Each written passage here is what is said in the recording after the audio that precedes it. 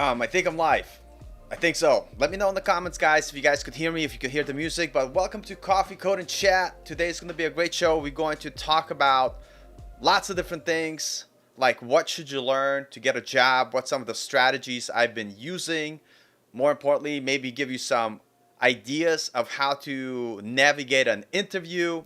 And that's where we're going to go from there. By the way, if you're just joining us, thank you. Let's talk about a lot of different things here. And I know, like, when we just starting out, it takes a little bit of time for people to jump into the stream. So say hello in the comments. Let us know where you're from, what you're doing, because I'd love to hear from you guys, because ultimately that's why I do these live streams, to learn more from you guys. We have HD Global. We have Python and stuff. Hey, and I know who this is, obviously. Vahid, what's up, brother? Listen, if you're up and you wanted to jump in and talk on the live stream for a little bit, we could do that as well. I'd love to ask you some questions. I know this is not a planned stream. I don't know what time, what time is it where you are anyway? But it'll be amazing to have you here. By the way, he has a great new channel regarding Python and stuff. So if you guys are looking to learn a little bit of Python, why not? But welcome. And yeah, guys, in today's show, I want to just talk about general idea of like getting ready for interviews, what things you should be learning to be able to get a job, because at the end of the day, you can't learn everything, and you literally have to pick and choose what you do, because otherwise you're gonna spend a lot of time spinning your wheels and not be able to get to where you want to go. So that's something that I want to talk about, because I feel like I wasted a lot of time looking to get a job, but more importantly, I wasn't getting anywhere at the beginning because I was trying to learn everything under the sun to get to where I'm going. And so that was like really tough for me, and so I had to kind of decide, what am I learning? And as a beginner, there are certain things you should learn. Now I'm a little bit more intermediate level. There's additional things I have to learn to get a job. What's up, Dustin? Good evening. Well, good evening to you, sir, too. Welcome to the stream. And guys, let me know where you guys are from. Let me know some of the things or questions that you may have. Today we're going to talk about just general stuff of getting a job by first picking a stack that is in demand.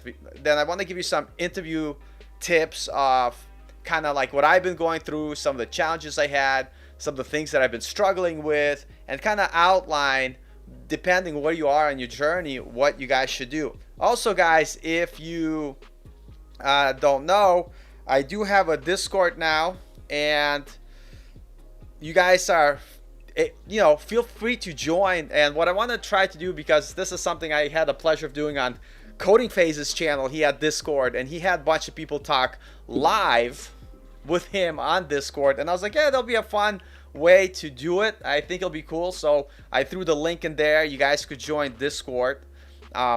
And if you want to talk live, it'll probably turn into like a complete debauchery. I've never done that before, but if you guys want to join live, join the Discord. I think there's a 10-minute wait if you're not a member yet to be able to jump into the live stream chat. But once you get a bunch of people going, I'll open it up for questions. But let's say hello here. Yeah, totally get it. Vahid, yeah, definitely late. People are sleeping. I totally understand. And I was talking about your channel. I want to find it on YouTube 1 second, but let me say hello. Yeah, before, see, I lose my focus so quick and easy. Let me go here.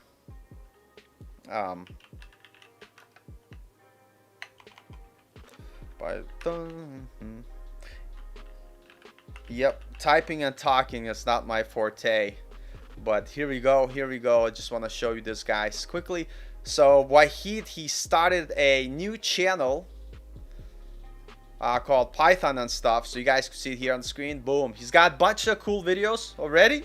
And he's got a lot of videos. Look, he's putting in a lot of effort than I am on my YouTube channel. That's impressive. Look, I'm subscribed. Oh, I gotta hit the bell notification. What am I doing? So hit the bell notification. Have him subscribe, especially if you're interested in Python. By the way, Vahid, he comes from a background of a teacher, so he's really good at teaching complex topics and breaking them down in a way that anybody could understand. And when I get to a point where I need to learn Python, I'm definitely gonna go to Vahid with questions. But with that being said, go check out his channel. It's really good stuff. And if let's see here on the comments, we have a bunch of people jumping in, which is always amazing because I love all of you guys. We got HD Global jumping in. We had Dustin. I said hello. Logic Indie, what's up, brother? Good to see you here. MacDude 2020, nice. Good to see you. Jose, welcome, Jose. Yes, it's 100%. The 20% that will give you 80% of the stuff. So it's very important to make sure that you're learning the stack that will help you get there. And I'll talk a little bit more about it. I just want to say hello to everybody. You know, Python stuff. What's up? Wash hands up. Yep. Yes, weird how some emojis don't come in. Yo, bro, you're welcome all the time. You help me out so much on Slack. Hey, Kin, great to see you here. Kin, she was in our Slack channel. She's getting ready for an interview, which is awesome. And so I did put a link on the Discord because I want to move everybody to Discord. The reason why I want to move a lot of everybody to Discord is because it gives people a great way to chat live if you guys wanted to. So I just posted the link, and if you are already a member, jump in. There's a live stream link when a bunch of people show up today or not. That's fine. I just want to test out the feature, see how it works. But I would love to hear you ask questions, like for real, like rather than just typing, you know, what have you. And by the way, yeah, if you haven't liked the awesome super best ever live stream yet, I don't know if it's gonna be awesome, but definitely smash the like button because it helps other viewers to find it through the YouTube algorithm. But yeah, it's this great time. So what are we going to talk about? We're going to talk about a lot of stuff. So let me back up here and you guys continue to say hello in the chat. I quit my job not too long ago. It's been like 3 weeks now, and it's stressful because, you know, I didn't plan on quitting my job, and so I quit it, and it's like, man, I don't have work anymore. And so I had to really hustle to first figure out how I'm going to make money. So don't ever quit your job if you don't have another job planned. That's the mistake I made. Many reasons why I left. But luckily, I was able to get a contract role, which will keep me busy for the next 2 months. And in the process, I started applying. So the first thing I want to say, you have to know where you are on your journey before you get your job, right? You need to understand, are you at the beginning, are you in the middle, or are you at the end? And I kind of figured out in my approach the best process, the best way to continue your learning journey and make progress in a way that made sense to me. So I broke it into 3 steps, and that allowed me to stay focused on particular aspects on my journey without getting distracted. So number 1, you're in your learning phase. So we have learning phase, we have building phase, and then we have prep phase. And I'll talk about what each one of those phases is. But first, you need to learn the technology you want to do. If you're looking to get into web development, don't try to learn everything under the sun. Like the good news, if you do HTML, CSS, and JavaScript, you have to learn it regardless of what web development you're going to do. But then, you know, if you're going to niche down, pick one thing, stick to that thing, and keep going with that one thing. Because the most important part is that you're doing something that's going to help you get a job. We have someone joining us in the live stream channel on Discord. That's fantastic. I'll open it up for questions in a little bit. So let's just get more people in and we'll test it out. But where was I? Yes, different stages where you are. And you got to learn the thing and you got to niche it down. So if you want to do PHP with Laravel and WordPress, that's what you do, and keep doing that until you get a job, right? If you're going to do React, right? If you're going to do React with, JavaScript, that's what you do.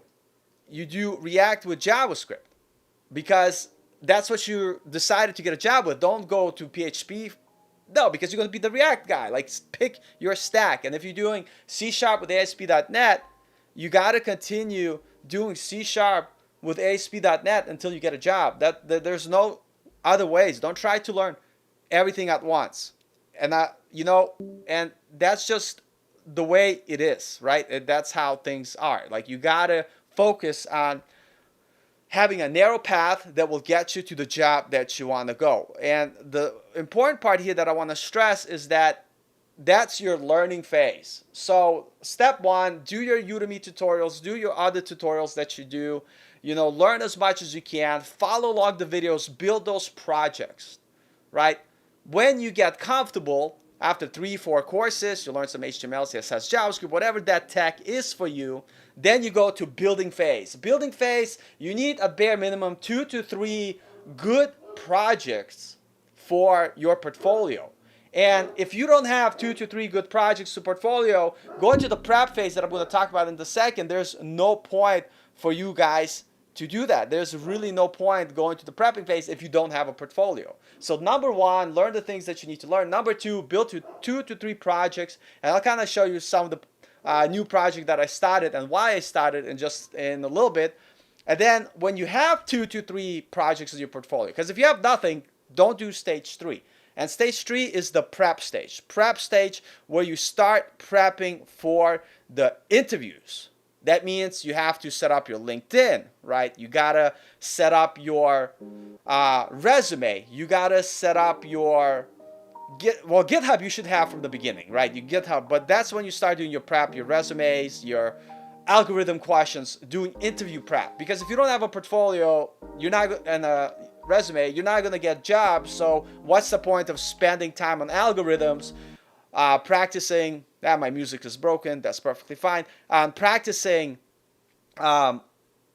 like data structures and stuff like that if you don't have a portfolio or resume to show. So those are the 3 stages. And depending where you're on your stage, that's what you focus on. And if you have questions about any of this, let me know. Because I definitely want to hear from you guys. That's the most important part. And if you're just joining us, we're going to talk about just how to get hired, the interview process, or at least what it has been for me, because I'm technically don't have a job. I'm looking for a job. I've been getting interviews because of my resume, which is fantastic because before the old resume I had wasn't working at all. And so having a good resume, having a LinkedIn profile is super important. And let's see here in the comments we have, it was not until joining coding after 30 community that I really applied what I had learned in the community project. Before that, I had just copied and pasted code. And thanks, Vahid. And you know what, you also helped us by answering a lot of questions in the community. I'm very thankful and lucky to have you. But yeah, that's the thing. You need to build projects from scratch. You have to build your own thing to put in your portfolio because that will demonstrate that you have the skill that is required to be able to do the work. And that's super important. So depending what stage you're in, that's going to dictate where you're going and what you're doing. But with that being said, keep those questions coming. I love to hear from you guys because honestly, I do this mostly to hear what you guys have to say, what you guys, want to talk about. So, and let me know if my audio is fine. And my music's not working, which is fine. No big deal here.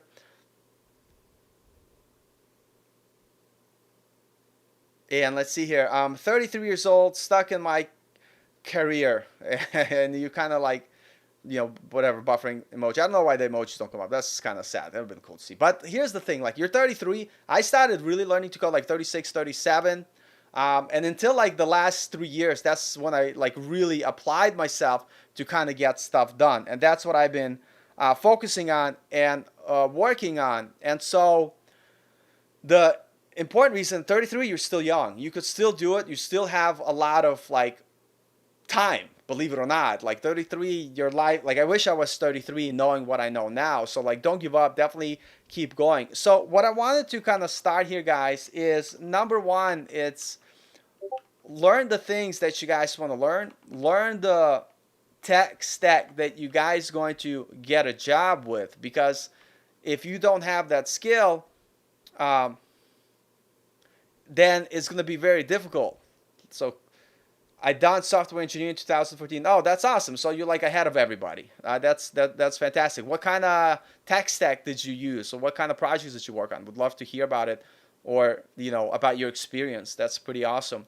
Um, so if you don't know like any program language or the tech stack that you need to use to be able to be productive, you can't build those projects for your portfolio. And if you don't have a portfolio, you can't get hired. And if you can't get hired because you don't have a portfolio, that means you're not getting interviews. So if you don't have a portfolio, don't bother learning algorithms yet. Save that for later when you're ready to start prepping, because a lot of people, they forget about their portfolio. They don't put that like initial work to build something that shows their experience, and they try to start doing interview prep. At least in my case, that is how I did it, and I found out there was a great way for me to break it into blocks, learning, building, and prepping, that allowed me to spend more time focusing. So now I'm in the prepping stage. And with that being said, if you're in the prepping stage, guys, you need to make sure that you are able to be found. So as a bare minimum, these are the things you need to have. You need to have a basic portfolio website, which starts with your name or so, like whatever your name is. I'm assuming you should buy that domain name and, make your portfolio. So let me share my screen here. So I set up this basic portfolio, talks a little bit about me, what I do, talks about my skills. And this is something that I'm kind of like, listen, I made this portfolio like a placeholder. I am currently working on my own like portfolio site using Next.js, bunch of other stuff, and it's taking me some time. So I was like, you know what? I'm not going to waste time. I am going to put something out there so I could at least have something to point people to. Notice that I don't have any projects here because I'm redoing my project portfolio, and as I add as I finish my portfolio projects, I'm going to add them here into this portfolio site. So I have my LinkedIn, I have my GitHub, and I have my YouTube channel, obviously because I have my YouTube channel. And so don't hesitate and wait. Find a template and set up a website for yourself, so at least you have a place to point people that shows them that you are a developer. You need to get yourself out there. Now, definitely need to have your LinkedIn profile here. So to get a job, you need to have a LinkedIn profile. And notice how I'm kind of trying to, the best that I can, to make my branding from my website to showcase on my LinkedIn profile. Right? And then I show what I do. I made this little graphic here. I don't know if it helps, but kind of showcases kind of the tech that I use. And then most important part here that people like to see. So if you scroll down, let's say you did something different in your past experience. This section, yeah, of course, experience is important. But let's say if you don't have experience, what do? You need to have, the skill section here.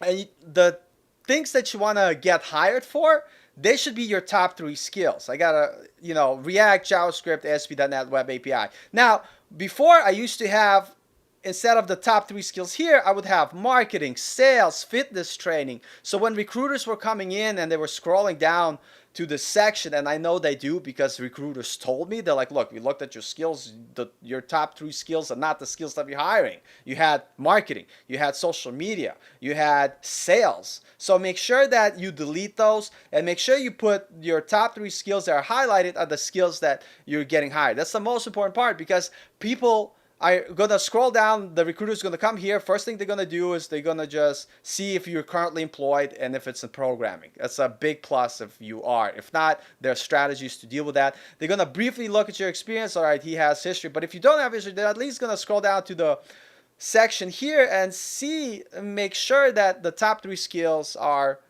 React, JavaScript, ASP.NET. And if you're able to, right, get a little recommendation from your peers on LinkedIn, it's huge because it shows social proof, right? Because I could, I'll tell you why this is important. And look, this is Avinash. I worked with him. He's a software engineer. He has a good profile, and he said Paul is methodical, dedicated developer. Regardless of what he said, blah blah blah, it has to be true.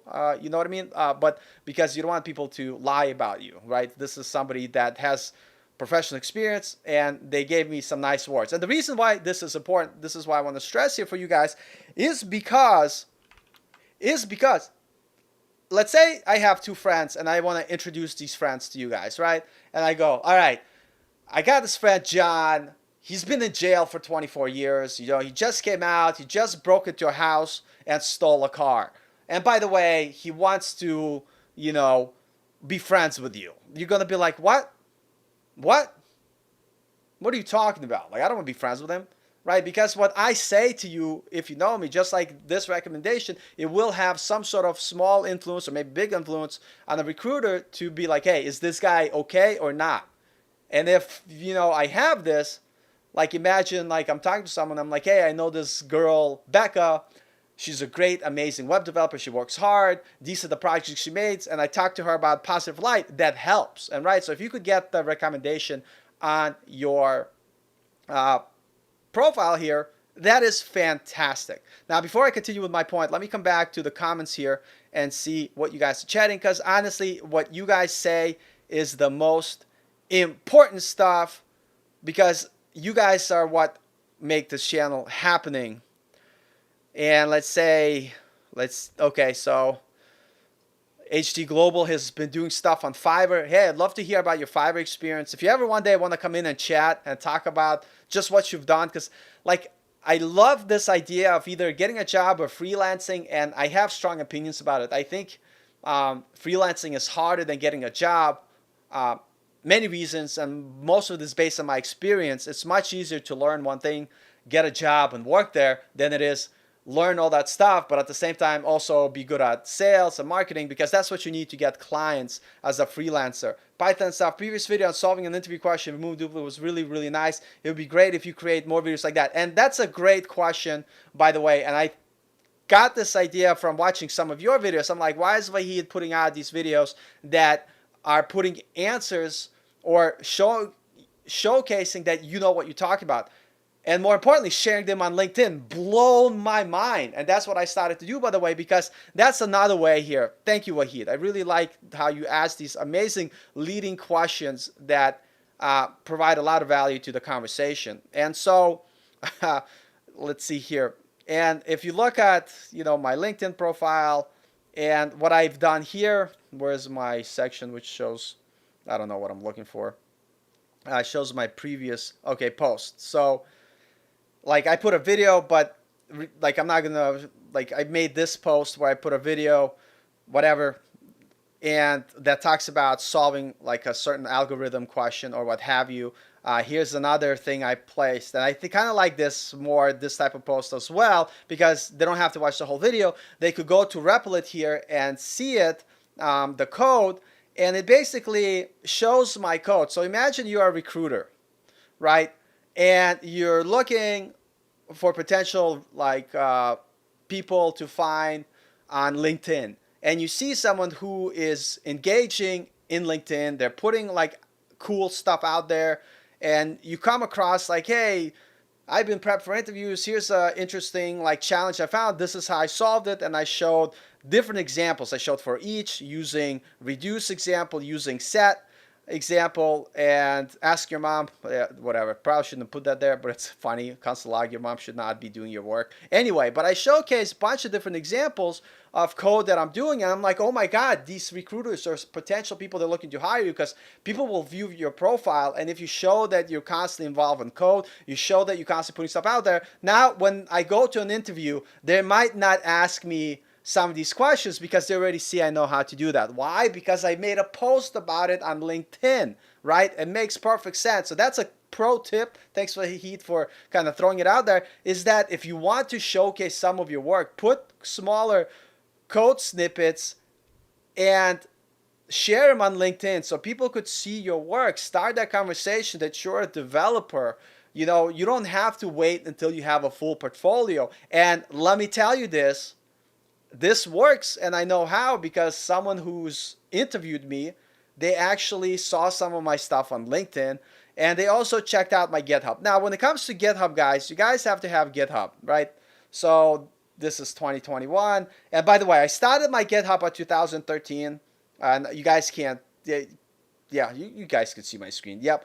In 2013, nothing. 2014, nothing. 2015, 16, nothing. 2017, something, but nothing. 2019, I started to really focus on my work. I started to build a lot of stuff. And are all of these projects completed? No, because after you learn something through making mistakes, you start a new project and you iterate and you build. 2019 was a nicer year because I was like, I need to get a job. In 2021, I got hired and then I focused more on work here. That's why this is blank here. And now we're in 2021.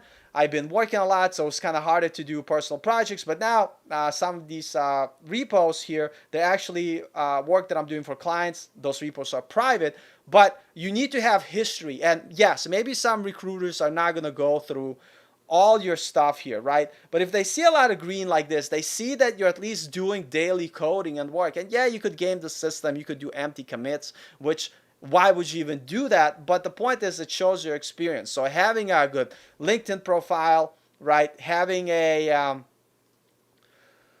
good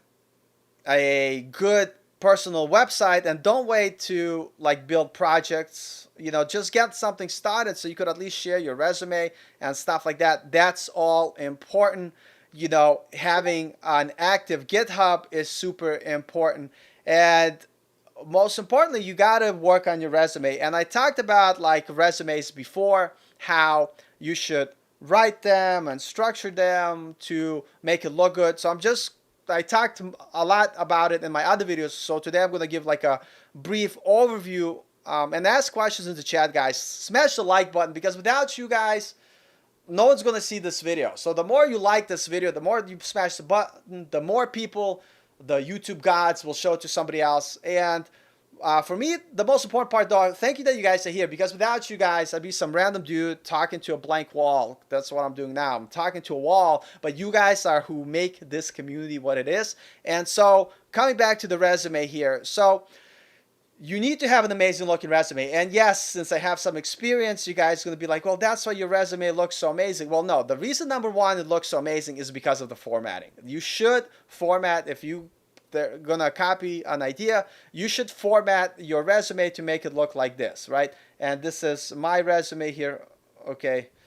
All right, I see how it scrolls. The scrolls are all weird here. But basically, I have my general thing, like seeking a position as a software engineer, blah, blah, blah. I have my contact information. And then right away, you put these... I don't know how to use my computer. And right away, I got a new mouse, so it's all over the place. Oh, no.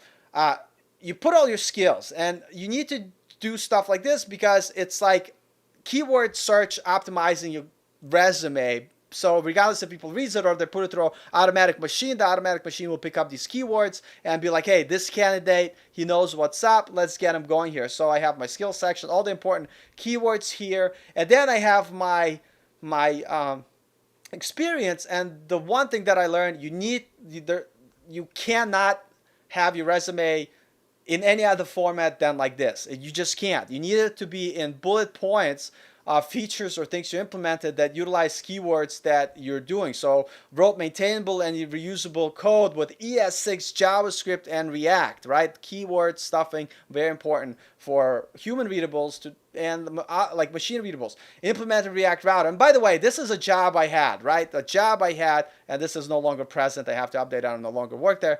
I now work here full-time rather than part-time contract, at least for the next 2 months. But here's the thing, like, if you did not have job experience, talk about your portfolio project. Say, I built a time tracker application and then, implemented React Router for, time tracking, navigation, whatever it is, but write it the same way. So when recruiters come in and they read about what you did about your portfolio project, it looks like it was for a job. It looks the same. And so that's a pro tip for you guys, but need to have a good resume. So let's come back to the comments here because more like I like talking, but not as much as I like answering your questions. Where you from, brother? Just sub to your channel. Hey, a day before, hey, thank you, and I'm glad to have you here. Thanks for your support. Originally, I'm from Russia. I'm Russian. Privet, that means hi in Russian. But I've been in America for forever now, so like practically I'm American.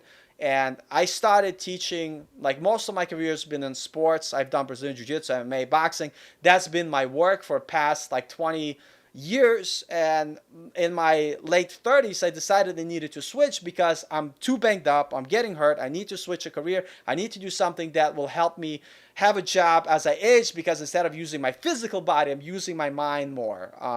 And that's kind of where I started, in the short. And like I got my first job at 39, a real dev job. I'm 40. I'm going to be 41 in July, so I might as well say I'm 41 now. And it's possible. And that's why I have Coding After 30 channel. Not because I got my job at 39, but because I started this journey in my mid-30s. And it was a hard path for me. So if I could help you by giving you some tips that prevent you or help you save some time or stop you from making some same mistakes that I made, mission accomplished. You know what I mean? And so thank you for joining. Thank you for subscribing. You like that video too? Thanks, man. I'm going to make some more coding videos. A lot of these coding interview videos, nobody watches them, because people love talking head videos like me just talking about nonsense. But the reason why I'm going to make them is for those of you who are interested, but more importantly, like I mentioned before, to put them in my LinkedIn so potential recruiters could see, hey, he's talking about code. He's solving these algorithm problems. He's doing this. So he must know what he's doing. It's like building that brand. And here you go. Thanks to you for subscribe to Python's. Yeah, definitely go subscribe to Python Stuff channel. Amazing stuff. And like I said, Vahid, his experience comes from teaching. He's also expert in like human linguistics, which is not that much far off from studying a computer language. So he understands how to break complex problems and teach them in a very like bite-sized way where you could understand. So he's doing amazing stuff on his channel. And I see that I'm reading some comments in channel conversation here. I'm glad you guys are talking to each other. That is fantastic. Let's see here.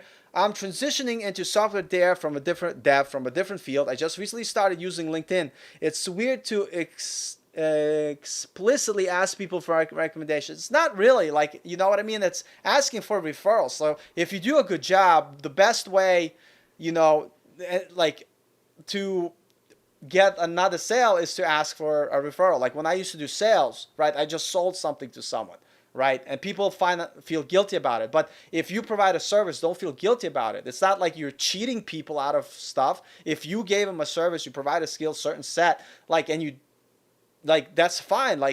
That's normal, right? Don't feel guilty about it. And when I would make a sale, I would literally finish the sale like this. Hey, thank you so much for blah, blah, blah. I'm just using sales as an example, but I'm just saying it. Don't feel guilty about asking for referrals on LinkedIn. But I'd be like, hey, thank you for making the sale.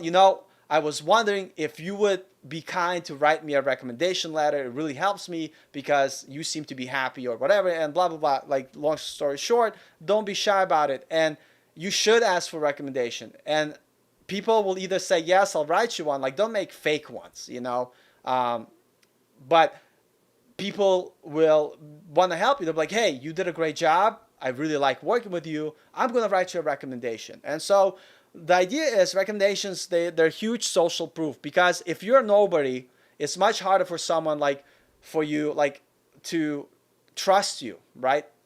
But if someone knows you and referred you, it's much easier. So having those recommendations in your LinkedIn definitely helps, and it's super important. And by the way, talking about interviewing stuff and questions and getting hired, because that's what we're talking about. I talked about how, for me, the process that I found that works well is breaking down my journey into 3 phases. It's the learning phase, learn the stack that you're using. It's the building phase, build 2 to 3 projects for your portfolio because you need them. And if you didn't smash the like button, smash the like button. I'm just going to squeeze that in. No, I'm just kidding. And then the third is the prep. Prep for interviews. Get your algorithms knowledge going. Do all that stuff. And the reason why I say this is because you don't want to be all over the place. You want to break into steps, because if you don't know what you're doing, you can't build your portfolio.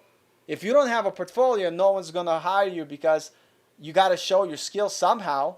So you need a portfolio. And once you have a portfolio, your LinkedIn, your resume, then start prepping for interviews. Now, when it comes to interviews, there's technical questions and there's soft skill questions. Now, I'm going to tell you, like, some of the common questions that people ask is they will ask you a question like, what is one mistake that you made or what is your biggest weakness or whatever. And a lot of people don't have an answer for that because they don't think about it. And then they will freeze in the interview. How do I know this? Because I went to an interview. The guy goes, tell me about your biggest weakness. I was like,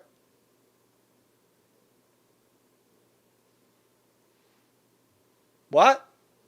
I don't have weaknesses, right? I wasn't prepared for it. And did I get a job? No, I didn't. So one of my friends, Jeff, he always helps me out. He's a senior developer, and he helps me like interview stuff, like prep. And these soft skills are super important because like you don't think they're important, but they are. And so what he told me, before you go into an interview, have some of these stories that you prepared that obviously are real, that you prepared ahead of time, and you walk through them in your mind. And so because I come from the sales background, and like I kind of dealt with this idea of like customer objection, like I'm like, I don't want to buy your product. And then you got to find out why so you could sell to them. And if you think about it, that's what people are doing on an interview. They don't want to buy what you're selling, your skills. So you got to sell yourself. So when you go to an interview, you got to think of what potential questions they're going to ask me, and you got to prepare ahead of time. So before I had my last interview, I thought about it. I'm like, I'm 40 years old. I started this career late. They're obviously going to ask me about it. They're obviously going to say. So I prepared an answer ahead of time. And it is true is that they're going to ask me. So they asked me that, what is your biggest weakness?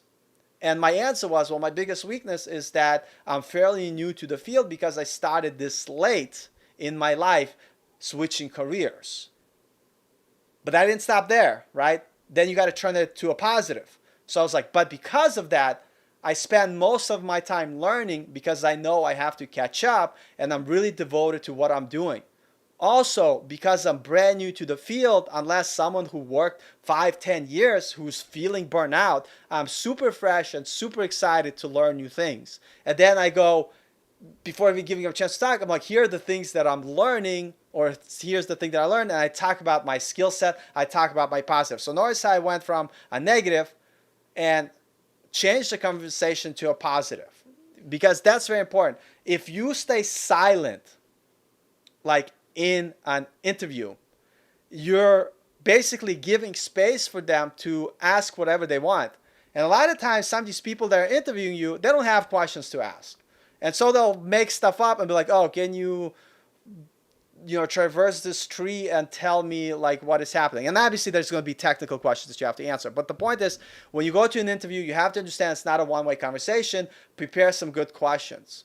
And when you get the floor, when you're like, for instance, when you're talking, like I did with the previous example, what I did, instead of stopping, and of course they would interrupt me if they want to ask me something, what I led into, it's like, what, is your onboarding process for new developers? And, he went and talked about it. And if someone didn't want to talk about it, they would have been like, we could save that for closer to the end of the interview. I have some of these questions to ask you. And that's fine too. But you have to understand that you have to prepare with this idea of some of the questions that people are going to ask you. So I've been talking to a while. Like, let's look at the comments here.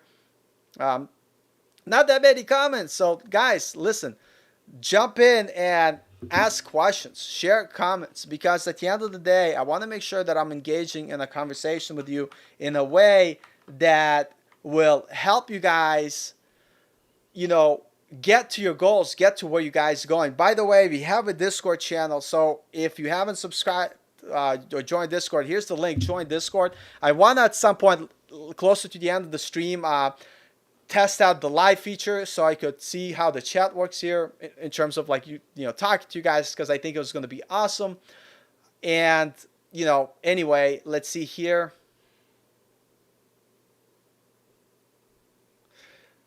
HG Global, sir, please tell which language is the best to start. I know just basics HTML, CSS, and JavaScript. So I think you're on your path. So if you're a beginner, HTML, CSS, and JavaScript for web development is a must, right?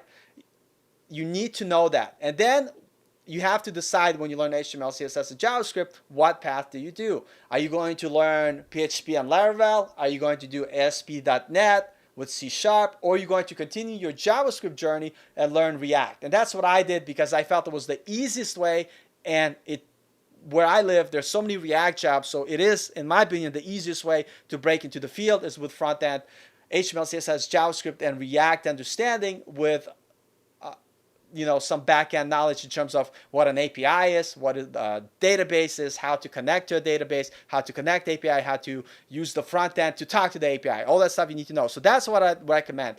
Like if you know HTML, CSS, and JavaScript, learn React, learn it well, and build 2 to 3 projects, and now you're ready to apply.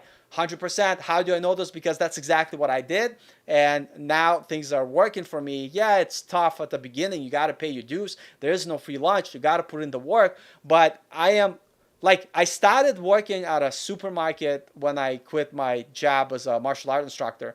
Then I got, not making anything. Then when I got my first dev job, I was still not making anything. Year and a half later, I'm making almost 3 times as much, which is still not the most I could be making. But the point that I want to say this to you, not to say like, hey, like whatever, look how awesome I am. I'm not awesome. It was very hard. It was very difficult. I struggled.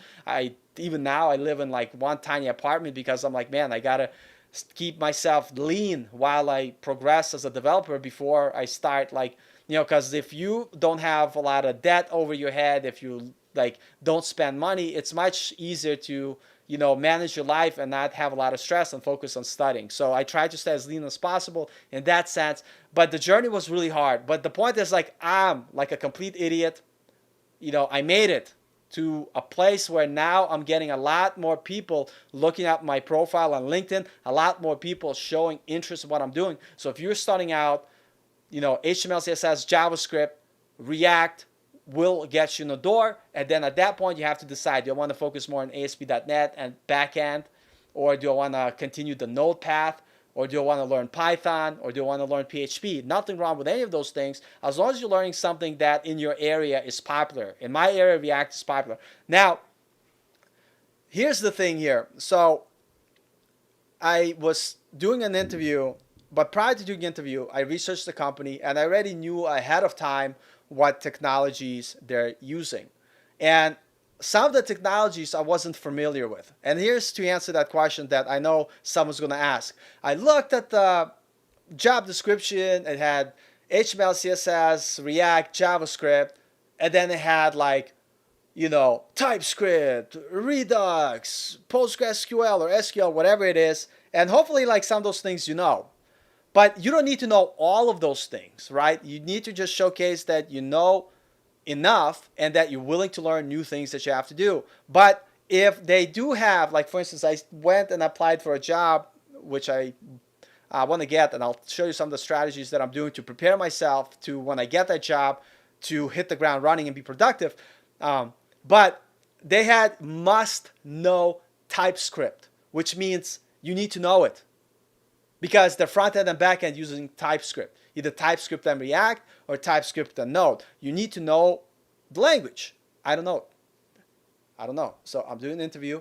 I'm talking to them, and he's like, and you need to know TypeScript. I'm like, well, I thought about it beforehand. I prepared my answer, and so I said, hey, to be honest with you, in my previous roles, there was no reason to use TypeScript because we don't have any need with it.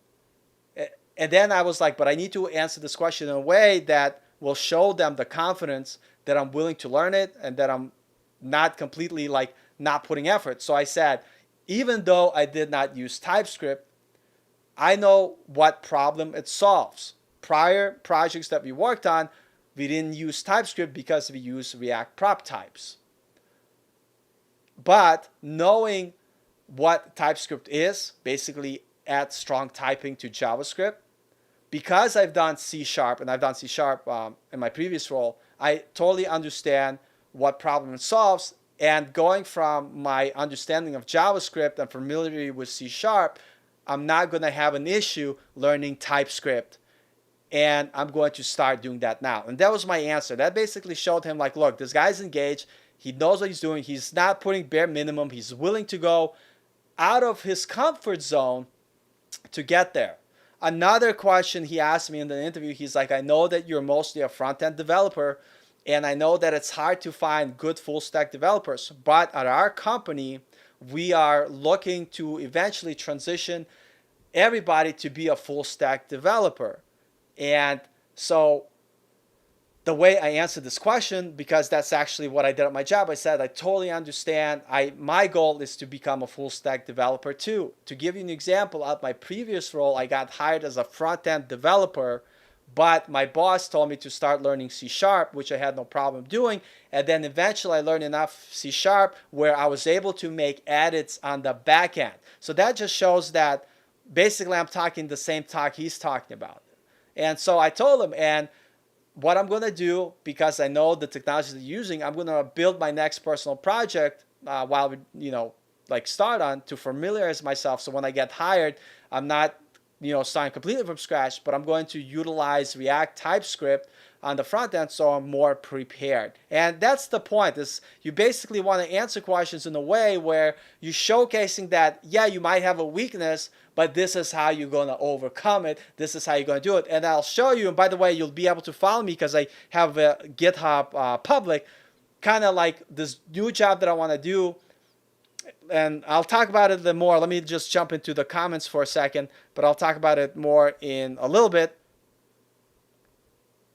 Here we go. Do you suggest accepting unpaid internships instead of looking more and wait to get paid one? So to be honest, I think everybody should get paid, but I was so desperate that my first job I got was an unpaid WordPress and PHP internship, and I did it for a little bit. But so even though I think you guys should definitely get paid, and so what I would say, start with an unpaid internship, but look to get paid as soon as you can. And the reason why I say this is because my unpaid internship led me to a paid internship, which led me to a paid job with that company, working as a contractor with PHP and WordPress stuff.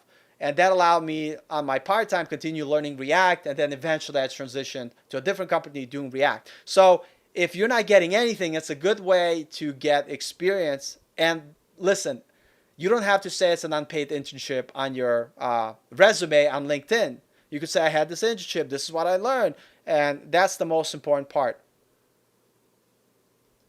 So I'm actually toward the end of my third year of computer science. I have used Assembly C, the big three React. I'm lacking though on my resume. And Andy pointed, sorry if I messed up your name. Hey, great. And listen, if you're doing computer science degree, don't let people tell you that computer science degree don't mean anything. If you're able to, do computer science degree.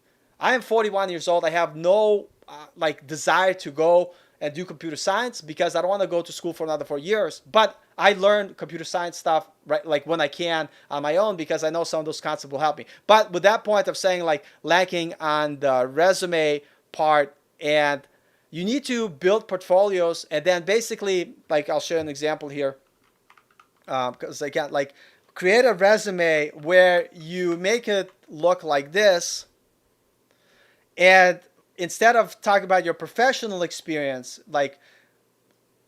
treat your portfolio projects that you build like your professional experience. So you could say, I built a bug tracker. In the bug tracker, I wrote maintainable, reusable code. So basically, you will write it the same way as you write it for your job, except you talk about your personal project. And that's what I recommend. And recruiters don't care if it's a job or your project. At the end, they want to see the stuff you did and is it the stuff that people are hiring for? So even though you're your third, so what I would tell you, your final year of computer science degree is go ahead, start building your projects, and write a resume where you use the example I just showed and talk about your project in that bullet way. So by the time you graduate out of your computer science degree, you're going to have 2 to 3 good portfolio projects. You're going to have a resume. Yeah, your experience will be those projects you build, but most importantly, you're going to have that computer science graduate stamp, which will help you for sure. So don't let people tell you computer science is not important. Makes things easier, 100%. If I could do it all over again, if I was 18, 19, 20, 21, even 25, 27, I would go back and do a computer science degree. I'm too old now in my mind. Not too old in age. I just think putting 4 years like, and already have a job. But the reason I say this is that it helps. There's companies that won't hire you if you don't have a computer science degree. Luckily, there's plenty of companies that will, so that's definitely a plus, definitely good, and I'm glad that you're doing it. But at the same time, I'm a living proof that you don't need computer science degree. I'm a self-taught developer. It's harder for sure. There's plenty of people I know from boot camps that got jobs. By the way, I also know plenty of people at boot camps that did not get jobs. So it's definitely on, you know, part, like it's like an individual basis, but it's possible. And guys, like as always, like I just soaked, like I see how many people we have watching. Granted, I'm a small channel. We have a bunch of you guys here.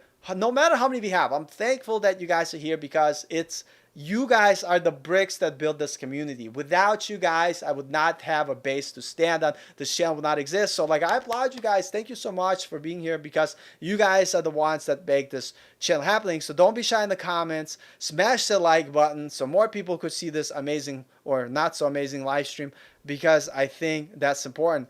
ZP, solid advice. I hope so. Like, I'm just, dude, I'm some dude who made mistakes, and I'm just trying to tell you the things that I experienced. And you take it for what it is. You don't have to listen to me, you know. I'll go ahead and link my repo from my Discord profile. I have applied, blah, blah, blah, applied to jobs, but still get overlooked, probably because the site is lacking as well as self-marketing. Yeah, self-marketing, having a resume on LinkedIn, a lot of people underestimate how much it helps. And that's why if you're able to do a little personal blog, like here, I'll show you here, quick example. And like I was saying before, sharing, like, this is huge. If you have LinkedIn, let's say you have no experience. I'm going to tell you this right now. This is huge. Let me figure out where we at. By the way, I have a website, Coding After 30. I don't really do much about it. I should do more about it. But I do use it because I have this amazing example that I want to show you. And so I built it for that example. I also just started a resource page. And what I want to do in this resource page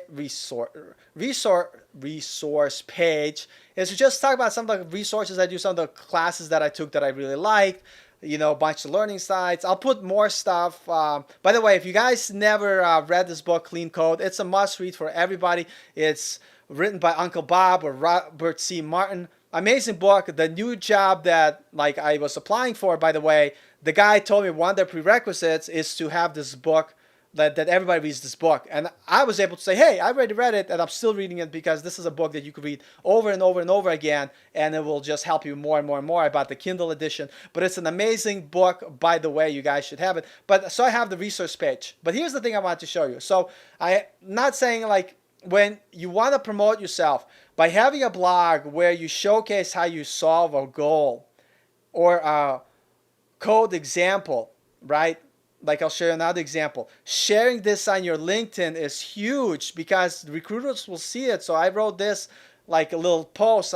You know, I have been interviewing lately. It's crazy how easy you could get stumped with easy questions. Here's 4 examples how to remove duplicates from Java's from an array of strings in JavaScript, and I linked to an example. I already showed this before, but I'll show it again because the important part here is that people will see your code. They see that you're doing code, you're solving problems. I showed a couple of different examples here of how to accomplish that goal. So that shows my understanding of JavaScript, and it will help you. So self-promoting, like if you don't have experience, posting stuff like this on LinkedIn, it's just gold, and I'm going to do more of it. And like I stopped doing a lot of these coding YouTube videos because nobody was watching them, but I was like, some of you were watching them, so thank you. And so I'll continue to making those videos for those who are interested, but more importantly, those are the things, those videos and blog articles I'm going to put on LinkedIn.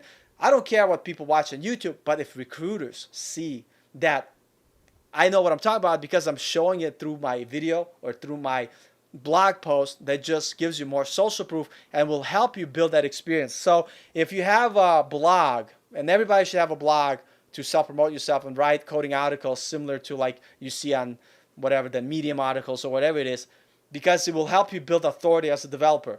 Like if you say, who's Paul? I don't know. And granted, my blog is not anything special, but you'll be like, who's Paul? Well, he wrote this blog article about how to create a simple React form with validation with React. Okay, now I start to sound more authoritative and more like I have an expert, even though like I'm still in the process of learning. So don't hesitate. Work on. Let me back up. Create a LinkedIn profile. Make sure you have good GitHub going. Right, you need your GitHub, and make sure you guys have a LinkedIn profile. Make sure you guys have a simple portfolio site, even though you might not have any portfolio projects, but you could share your code examples just the same you would do on LinkedIn, because it helps to build social proof. If you have your LinkedIn, I said it before, I'll say again, for those of you who are just jumping in, to make sure that in your profile, the outside of your experience, maybe you don't have experience yet, you need to have in the skills section, it needs to show your top 3 skills are for the things that you want to get hired: React, JavaScript, ASP.NET. Like I said before, I used to have marketing, sales, fitness, training. No recruiter is going to care about that stuff. So if you like best at marketing strategy, they're looking to hire you as a coder. So if your top 3 skills don't showcase it, they're just going to go to somebody else's profile. So make sure you have this section. If you're able to get some sort of recommendation from someone, super amazing. And, write your portfolio. But let's kind of come back before I get too far ahead, look at the comments, because more importantly, I want to just answer your questions because, it's important. There are so many mistakes to avoid. What are some mistakes that cost you hours? Is this in terms of like coding or, a interviewing? But one mistake that I can't stress enough is trying to learn everything. And I know you focus, on game development, and I really enjoy game development too. Logic Indie, by the way, he has a YouTube channel. Check it out. He has some cool like demos of what he built. He's an amazing programmer. And when it comes to like, he knows a lot more than me, especially when it comes to vanilla JavaScript and building games. Very smart guy. But the reason why I want to bring it up, that example, I wanted to build games and he helped me out to learn. But at the end of the day, I had to make a tough decision, being like, I can't do everything. Because the time I'm spending building a game, which yes, helping my JavaScript, it is taking time away from learning specific web development technology like Redux and Redux Toolkit. If you haven't used it, it's amazing. And because you only have so much time in your life, so as much as I want to build games, that's not what is paying my bills right now. And so I kind of had to stop that pursuit. And so the ability to say no is super important. So the biggest mistake that I made was trying to learn everything, and you can't. You have to pick your poison, and you have to do that one thing. And for me, it's HTML, CSS, JavaScript, and React to get the job. Now that I'm more experienced, I'm learning additional things, and we'll talk about in just a moment what I'm doing and why you should do a similar thing. And also, I'm going to show you an ongoing project that I'm building currently that is a public repo, and you guys could follow it and see the progress that I make and ask me questions about it, and it'll help to motivate me to keep working on it. And by the way, if you're just joining in, we're talking about getting hired, mistakes that you make by learning to code, what should you learn in the first place, and how are some of the ways you could do better on your interview. And we already said so much good stuff, so if you're just tuning in, I highly suggest rewatching the stream. And if you didn't smash the like button, destroy that button. Like, there's a lot of you guys here compared to what I normally get, so let's get that likes up and going, because the more people like the view, it's not even for me, it's for the YouTube algorithm to help others discover my stream. Yeah, but the biggest mistake is not staying focused on your learning and trying to learn too many things that are not relatable, like WordPress and PHP, then ASP and .NET. Like, they are not related technologies. They're two different job tracks, and if you're learning both, you're not going to be good at any of them. So that's what I would say the biggest common mistake that I've seen. Let's see here. I'm looking through the things. Let's see there. Let's see. Yeah, and thanks for agreeing with that, like Andy points. Like, for me, the issue is thinking I need to learn everything before starting to build something. And no, you don't. HTML, CSS, JavaScript, React, or HTML, CSS, JavaScript. Like, we have a community. And by the way, guys, if you haven't joined our Discord, you could go join the Discord. I'm going to be more active on there right now. But we're, like, give you an example. You need to build, like, original, projects that are not based off tutorials, and like, you're saying don't have to know everything. So if you know just HTML and CSS, you could build a basic HTML and CSS website, you know, just without even knowing JavaScript. Here's one example of a website I built. Now this one was following a tutorial. Granted, it looks so much different than tutorial does from Brad Travesty. I did a pretty good job of it, I think, and it's fully responsive. I use super huge images. Don't use super huge images that are not optimized for loading, because that happens.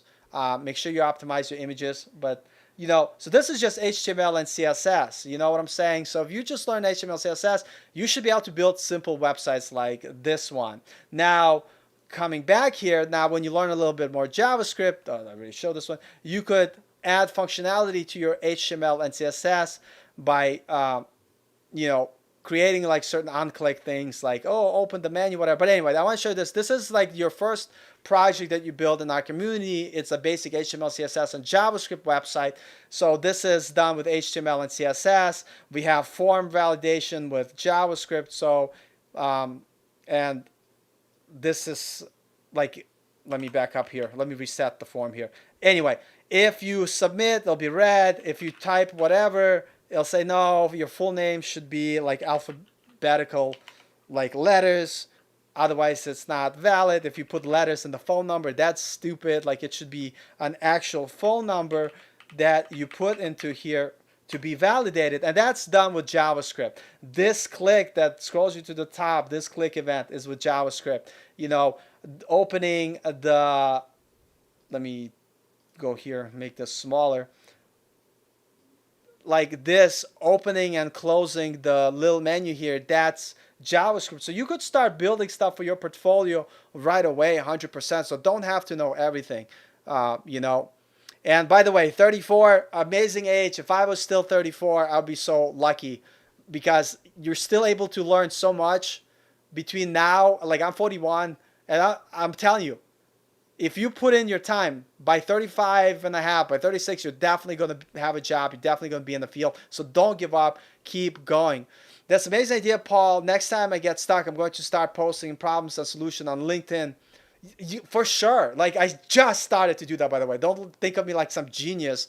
But I was like, holy, that's why people make those tutorials. So I have a friend, DevOps Directives. He has another channel, but he does more like DevOps stuff.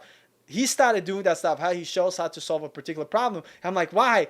And because that's how he gets clients that see that he knows what he's doing, and they reach out to him for answers. So if you offer solutions on LinkedIn, people will reach out for you because you're going to become that expert with those answers. So definitely continue doing. I'm checking out Replit right now. You shared on LinkedIn. Let me know if I have mistakes, as nothing is perfect. When do you recommend switching jobs? First of all, don't quit your day job unless like you get an offer for another job and get hired, because you never want to be jobless, because that's terrible.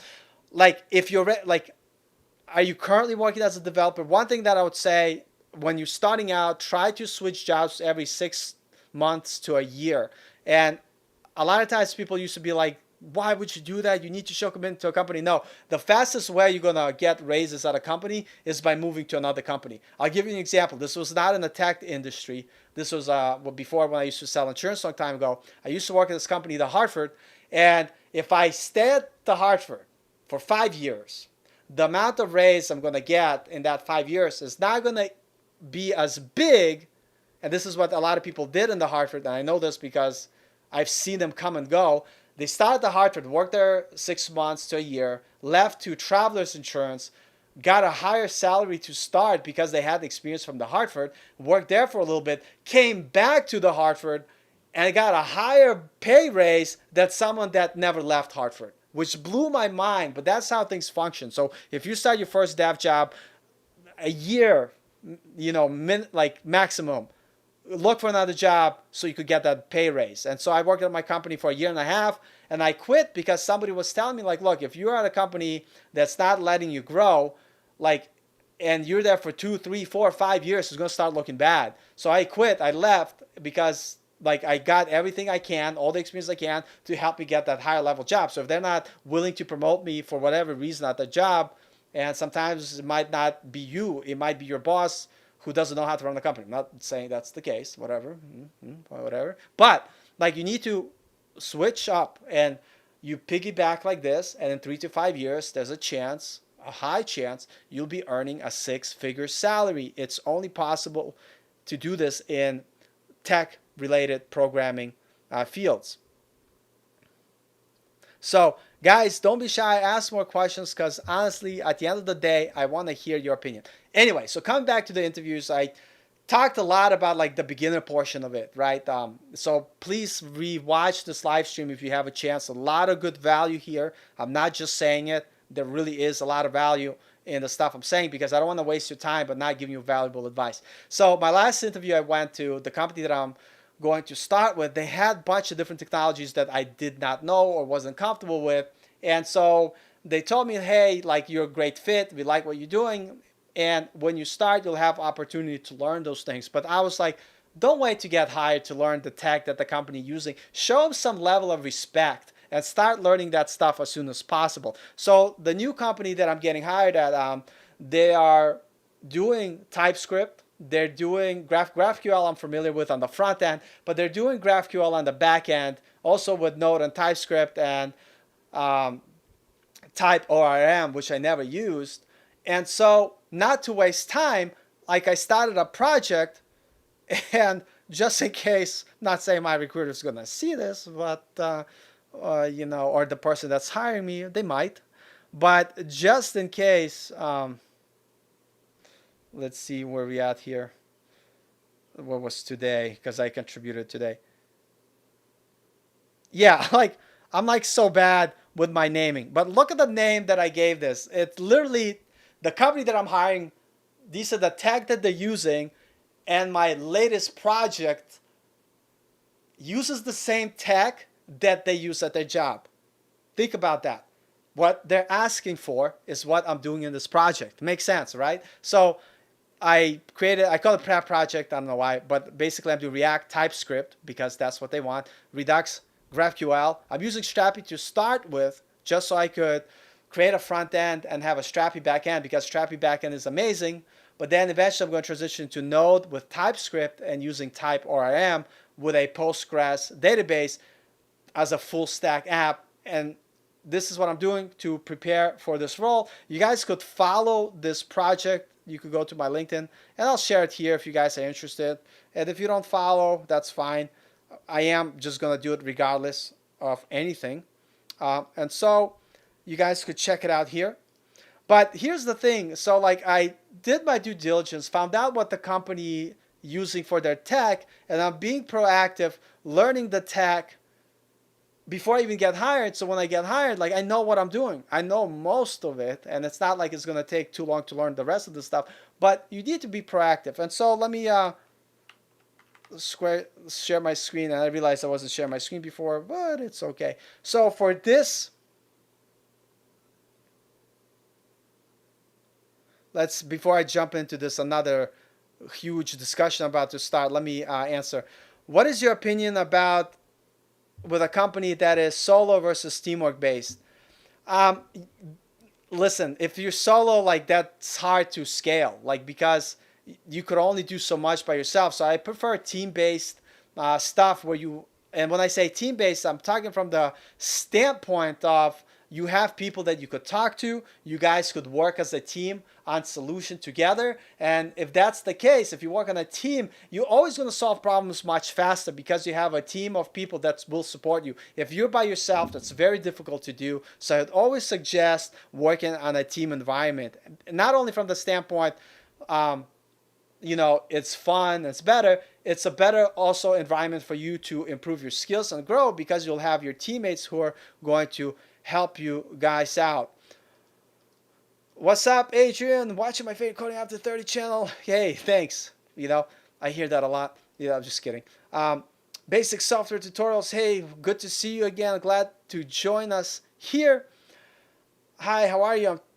taking an online course and the first HTML CSS is to build a Facebook clone. I'm finding it difficult as a beginner. Is it better to start with basic projects? Thanks. Yeah, like simplify it. And if you can't build the whole like Facebook clone, just build a little piece of it. And then I kind of showcased before um, on Netlify here, like you could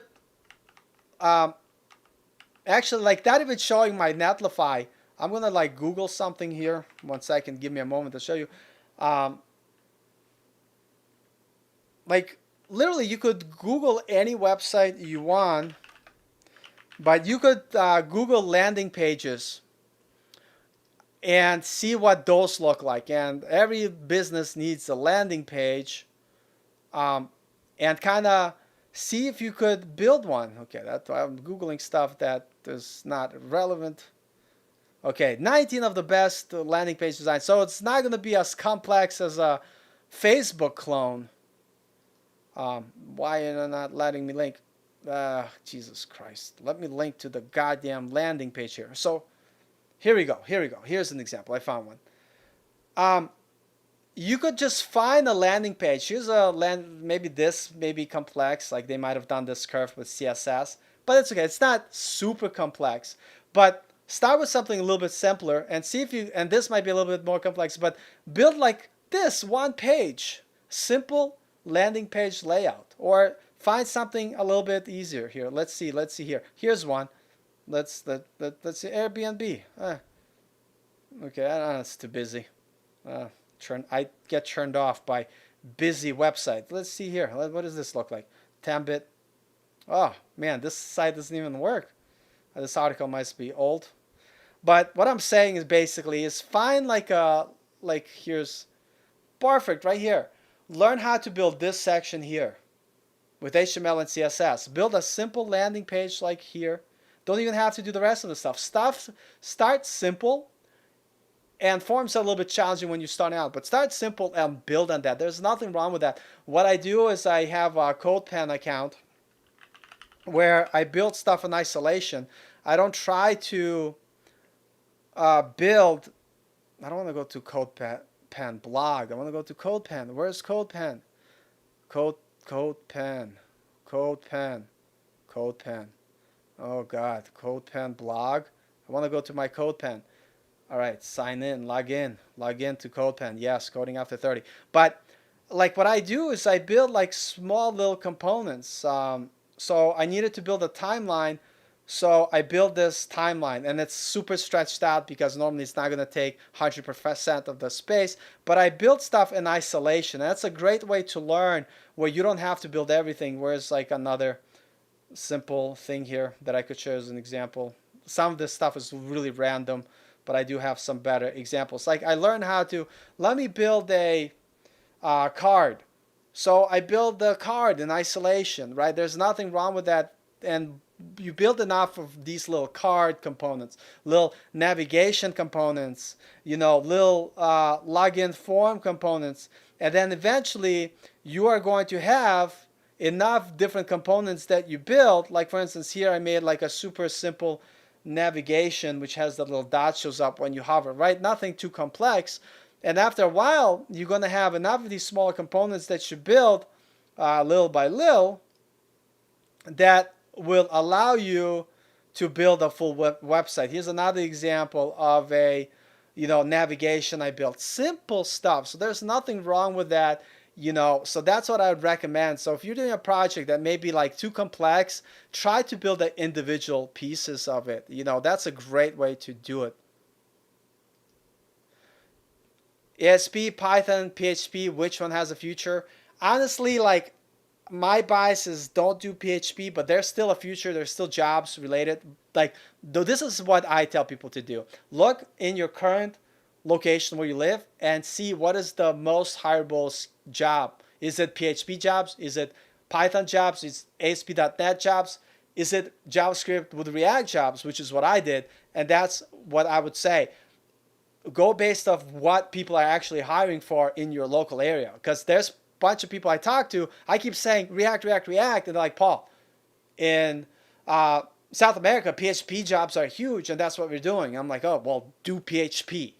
do what is popular in your area, and that's the most important part to remember. And that's what you stick for. That's what you do, and that's how I would answer that question. But you can't go wrong with Python if you're doing data science type of stuff.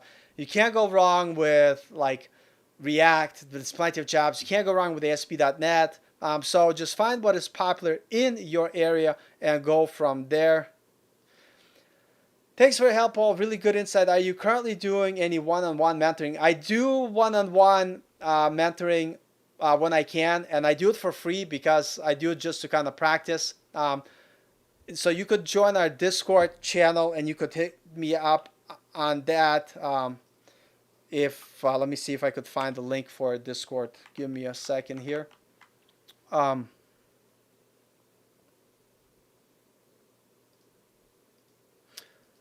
can't talk.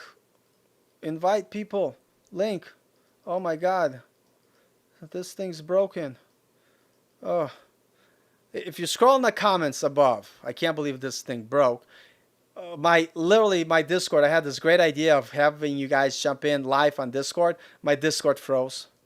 It's not working. System preferences, quit Discord. So we'll have to try to restart it and figure it out. But anyway, I have a link in the comments here. I'll copy and paste it from above. Oh God. Oh God. What is happening? My mouse. What are you doing to me? My computer is going here. I found it. Here you go. My computer is losing its mind. Yeah, join me on Discord. I'm going to be more active there. And if you want to do one-on-one, we could schedule through Discord. I used to have Slack. I still have all the old members on Slack. They're kind of grandfathered in, and that's where I, been doing my one-on-ones. But we're moving people over on Discord. That's what we're going to do. And let's look at the comments. Great, thank you very much. I'll do that. I was very discouraged before. Don't be discouraged. Keep at it, and always welcome. I'm glad that some of the stuff that I'm able to say makes sense. Now that I know JavaScript, PHP makes a lot more sense. No matter what language you need to know, JS to do web dev. 100% JS is a good foundation, a good first language to learn, and it's C-based language. So if you learn JavaScript, learning like PHP, learning C#, even C++, they do have a lot of additional features because they're strongly typed languages, is a lot easier. So definitely can't go wrong with JavaScript. And what's up, Jordan? Always great to have you here. And so there's the thing I was talking about before I went back and did all this stuff. Let me quickly check something here. System preferences. Jesus Christ. I can't believe Discord froze. I think like I need to open Discord in a browser and not on a desktop app because it breaks stuff. I have too many windows open. I'm running too many. My poor Mac Mini is crying because I'm running too many things on here. So anyway, we'll open Discord in,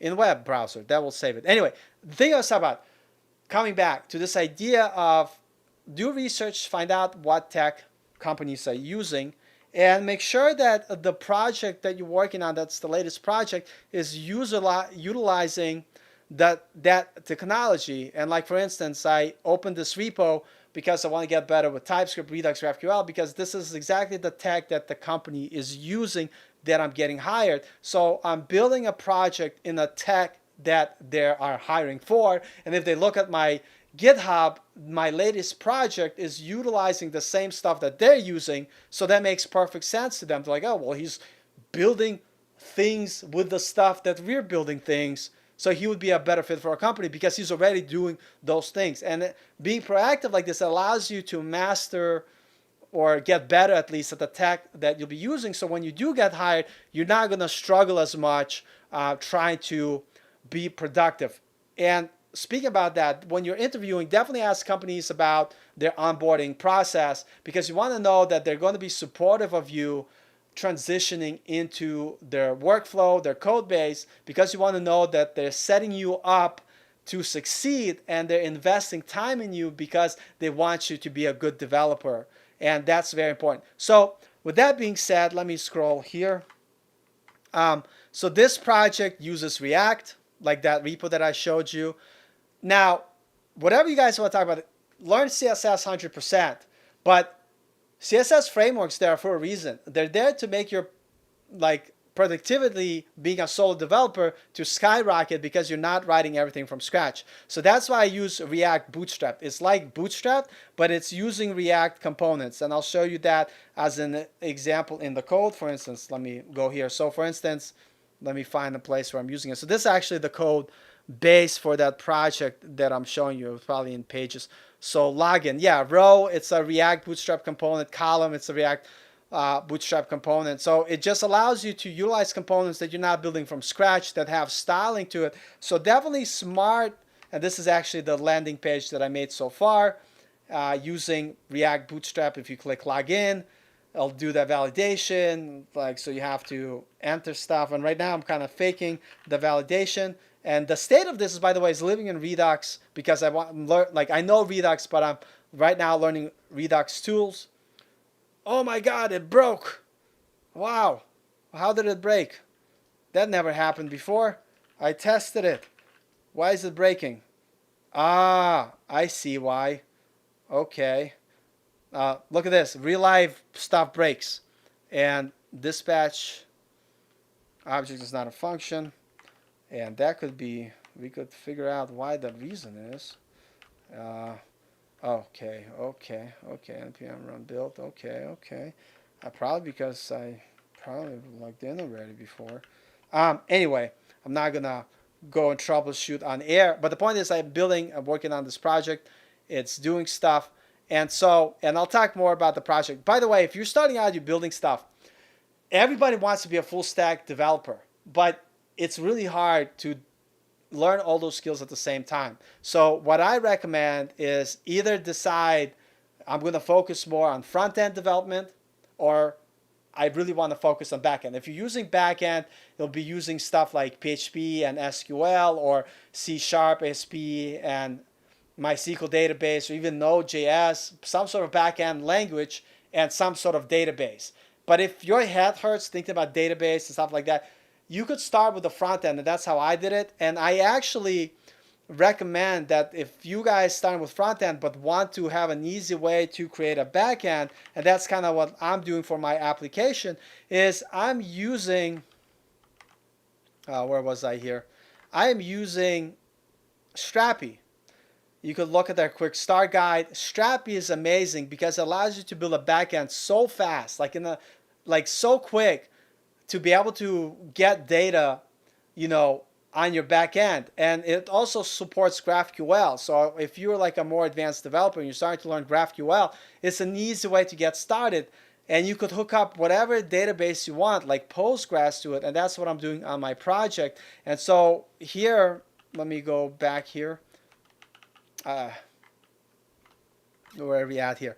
So this is basically Strappy running on my local environment. I logged into it and I'm able to create teams, users, organizations. So I have this data that I could enter in the back end here because this is a full CMS. You could also enter this information in your actual application from the front end. And what's awesome, like, see this as a typical REST API endpoint for organizations, which you could use. So if you're learning how to work with REST APIs, using Strappy is an easy way to do so.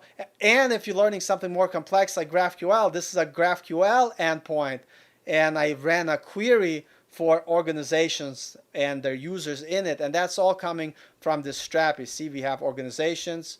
It shows organizations, and they have a relationship that each organization has users. So I have users here, and we have test users that belongs to our organization. And if I add a new user, well, look, it's very easy for me to have a back end, Paul at email, that I don't have to bang my head against the ground and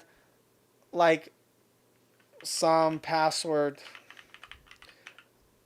And let's see, it's going to belong to Epic Cakes organization, save it. And so now make sure we created a new user. And now when I go here, I could search my organizations, and then let me refresh this. And I don't know if something's not running here. Oh, I see. I see. I have to go to organizations. Let's go Epic Cakes. I see. I have to add a user. God damn it. I have to add a Paul. So I added Paul as a user.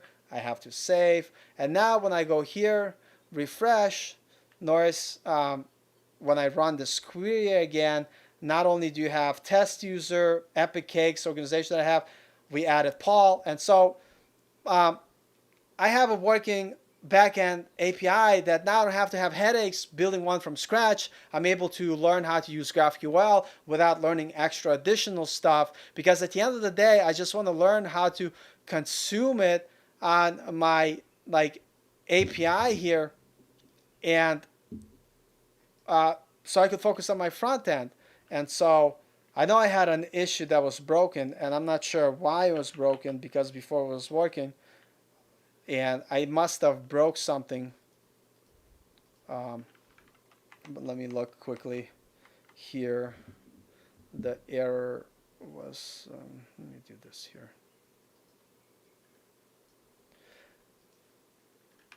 Yeah, but I'm not going to try to fix it while you guys, I don't want to bore you guys with me troubleshooting my code.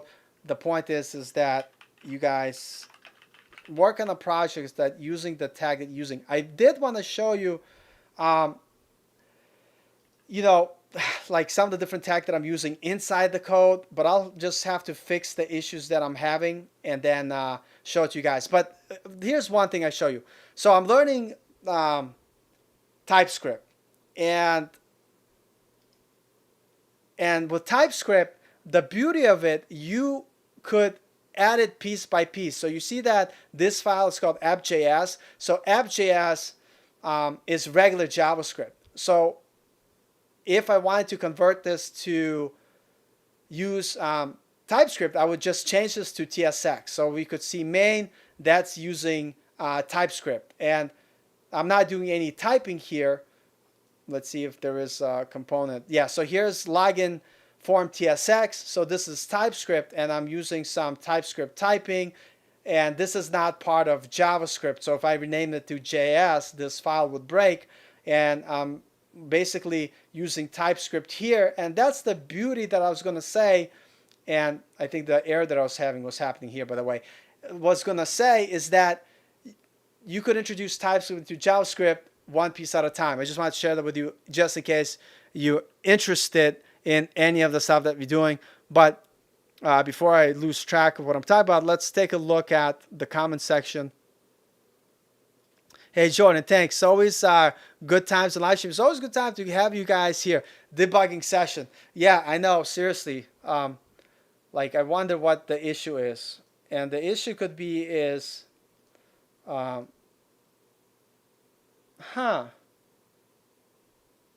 I see what, this is interesting. I might have found the issue. Let me, I might have my fat fingers typed on the keyboard here.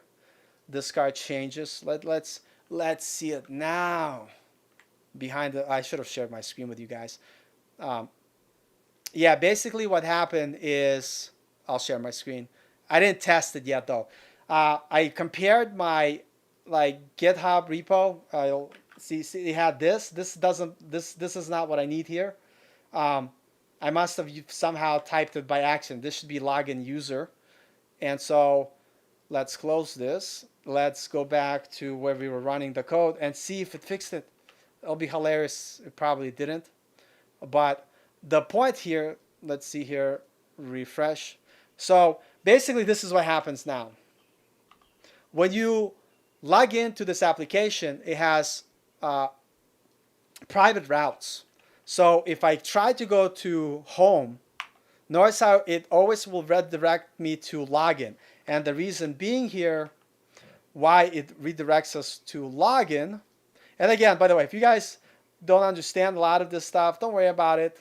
You'll learn as you go along. But I'm using React routers. I have basically two routes. I have the login route, which that's where you're always going to be redirected unless you're logged in. And then I have this private route that whatever children I pass into here are going to be viewed only when you log in. And so we have a user here that I'm getting from my auth user. And basically what it's saying is that if user does not exist, it should always redirect you to login. And that's why here, if I don't have a user, that means if I don't log in, no matter how hard I try to go to the home page, it will always redirect me to the home, to the login section, right? And so if the user exists, right, and you could see it here, what the logic here, if user exists, show the children components. Those are the private routes. And if the user doesn't exist, redirect it back to login. So we have our login form here. And in the login form, we're basically, this is the, let me close this so you guys see. This is the basic form. And I'm using Bootstrap React components to build my form. So if this doesn't look familiar, check out React Bootstraps. We basically have a username field and we have a password field. And then on login, basically what we're doing, because I'm using Redux, we dispatch this action and it'll create this user right now. And then it will take my username and this token. And if the token, and you guys are probably falling asleep at this point here, if token and user exists, then redirect me to the private route. So all that talking aside, moment of truth, is it still broken? Where the hell did I have my application? So Paul, password test, user, login. Bam! It works. I knew I wasn't crazy, but I didn't build out the section. But this would be the private section. And what I'm going to build here, I'm going to build a time tracker / task tracker. And what this left column is going to have all the different organizations. That's why in Strapi you guys see this organization thing. Then in that organization you're going to have teams and users. That's why you have teams and users here. And then when you click on an organization, you're going to see all the projects that they have here. And you will see all the teams that you would have all the projects here. And then when you click the projects here, just use your imagination, you're going to see all the tasks for that project. And then you're also going to see the teams that are assigned with the users that are assigned to the project. Use your imaginations, because I didn't build that portion yet. The portion that I'm currently working in is getting this login. And if I still have some of you guys who are still watching the live stream because you're curious about this stuff, let me go back to the code here. So if any of you guys use Redux, Redux is really complex to learn. And basically, before I show you this, like the next example, if you're learning React, learn Contacts API first. Do not do anything with Redux until you understand React, until you build at least 1 or 2 projects with React using Contacts. Do not learn Redux. Biggest mistake you could make is start learning Redux. Redux is so hard, so complex that you will get lost very quickly. You're going to make a lot of mistakes and you're not going to be productive. So with that being said, let's go here. Eventually you're going to start learning Redux by itself. But the biggest problem you're going to find with Redux is that the boilerplate to set up what it takes so much effort up front that a lot of people get lost and they just give up. And so they released this thing called Redux Toolkit. And this is something I would recommend once you're familiar with Redux, but that's what I'm using in this current project. And if you're not sure, or you've done Redux, you might be a little bit confused. But basically, let me close all this unnecessary stuff here. There's a lot of boilerplate when you set up a Redux project. So you need a store, and like if I were doing regular vanilla Redux, this would have like way more code. But right now, all I have is my store, which I'm basically getting from Redux Toolkit, and I'm pushing my reducer for my user to be able to, do whatever I need to do here. And then I have the user slice here. And again, don't worry if you don't understand it. If you see this, just just understand that I have 1, 2 pieces of code here rather than 20 different things that you have to do with vanilla Redux. And this allows me to hook up and wire Redux super simply. If you don't know Redux and you've never done it, this code won't make sense, so it's okay. I won't bore you with it. But just if you're learning Redux, check out Redux Toolkit because it's going to simplify your progress and your stuff. And so with that being said, guys, like, let's take a look at any questions. We've been going strong for an hour and a half. So if you guys have some last questions, let's do like final closing thoughts before we kind of head out. And I don't know, my Discord thing broke, so I'll try to get it down next time.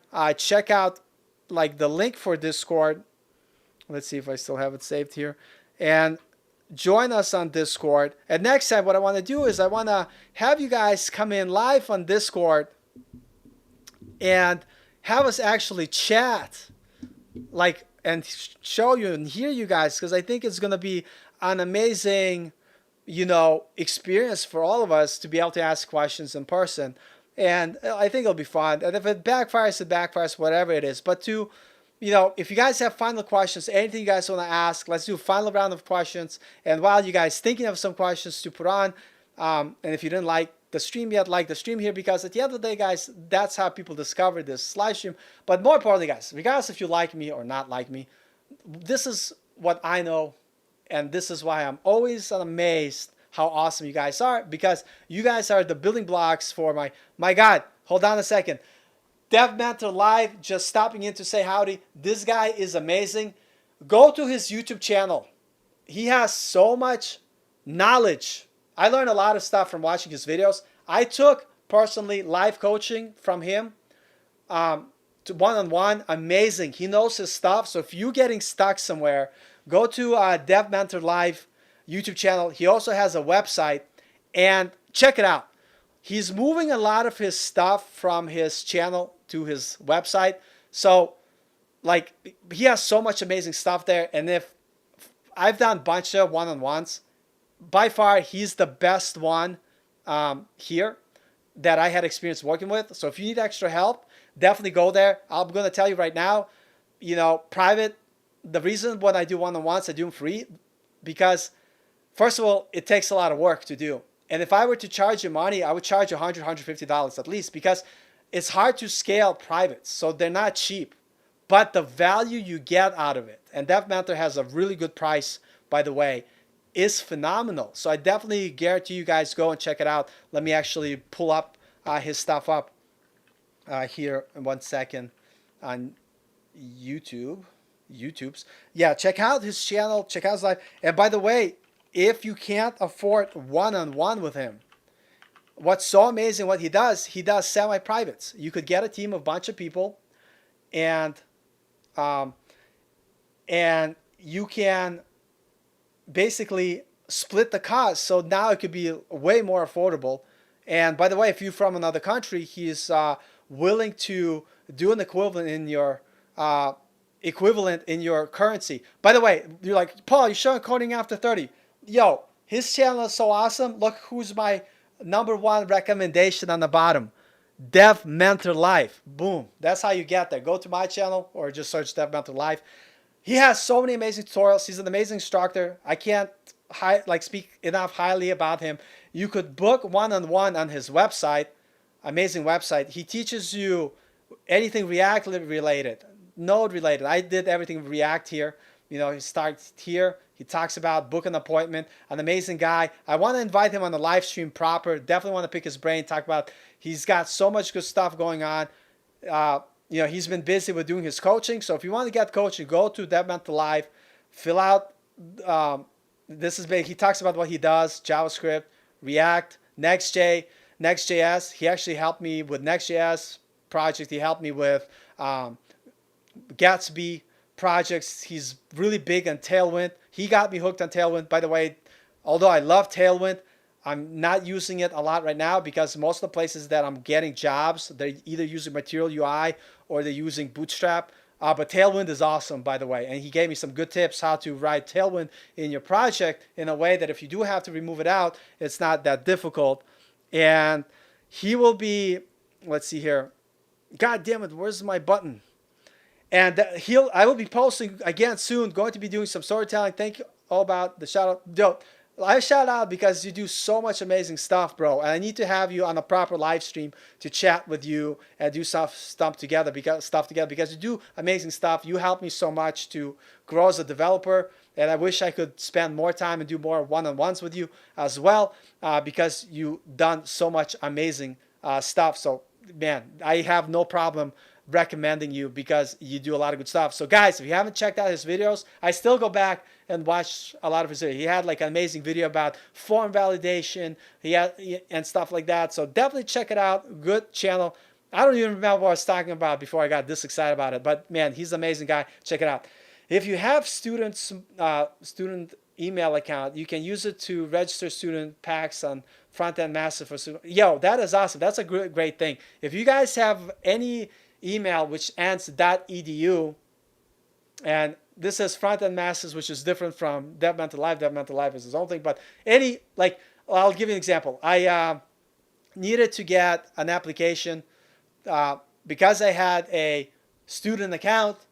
You could get amazing discounts. So where any website you go to, check out first if they have a student discount. I don't have a student discount account for any of my stuff I'm doing. Why? I don't know. Whatever, doesn't matter. But the point is, like, if you wanted to get, let's say, Final Cut Pro, I got Final Cut Pro like almost for free because I use student discount. If you want to get, let's say, like using any of the Adobe Suite stuff, they have a pretty nice discount. But whatever it is, yeah, I don't know. I'm kind of losing it now because we've been chatting for a long time. But great to see Dev Mentor Live here, amazing channel. The question of the day: where's the button? This pretty goddamn button. This like always disappears, always goes everywhere. You know what I mean? Let's see here. Fem is a great product and company. Yeah, I actually haven't checked them out yet, and yeah, I'm gonna check them out. But listen, at the end of the day, like I only talk about things that I have experience with. Dev Mentor Live helped me a lot. I've done a lot of like lessons with him, and I want to definitely have him live stream so we could do proper. I always refer him. If you're looking for a good instructor one-on-one, he's the go-to guy. I know for some people they'll be like, he's out of my price range, which is fine because YouTube has a lot of like free stuff. But I'm a big believer in investing in your education, and I don't mind investing money because at the end of the day, if you become a better developer, you're going to grow and you're going to get to where you're going. We have another one, Tech Rally, showing in late. Another one I have to get back on my live stream. Tech Rally's an amazing guy. He has a good channel. He's surpassed me with the subscribers. I don't even care anymore. He's got like 2,000 some odd subscribers. He's getting all the big shots like Chris Sean. Not a big fan of him. I'm going to say straight out. Did not support that episode. Listen, the only reason why I'm saying that is because he's a very successful YouTuber. He knows how to make money. So if you want to learn how to make money, check out Chris Sean's channel. If you want to learn how to be a developer, go to Dev Mentor Live. Check his channel out.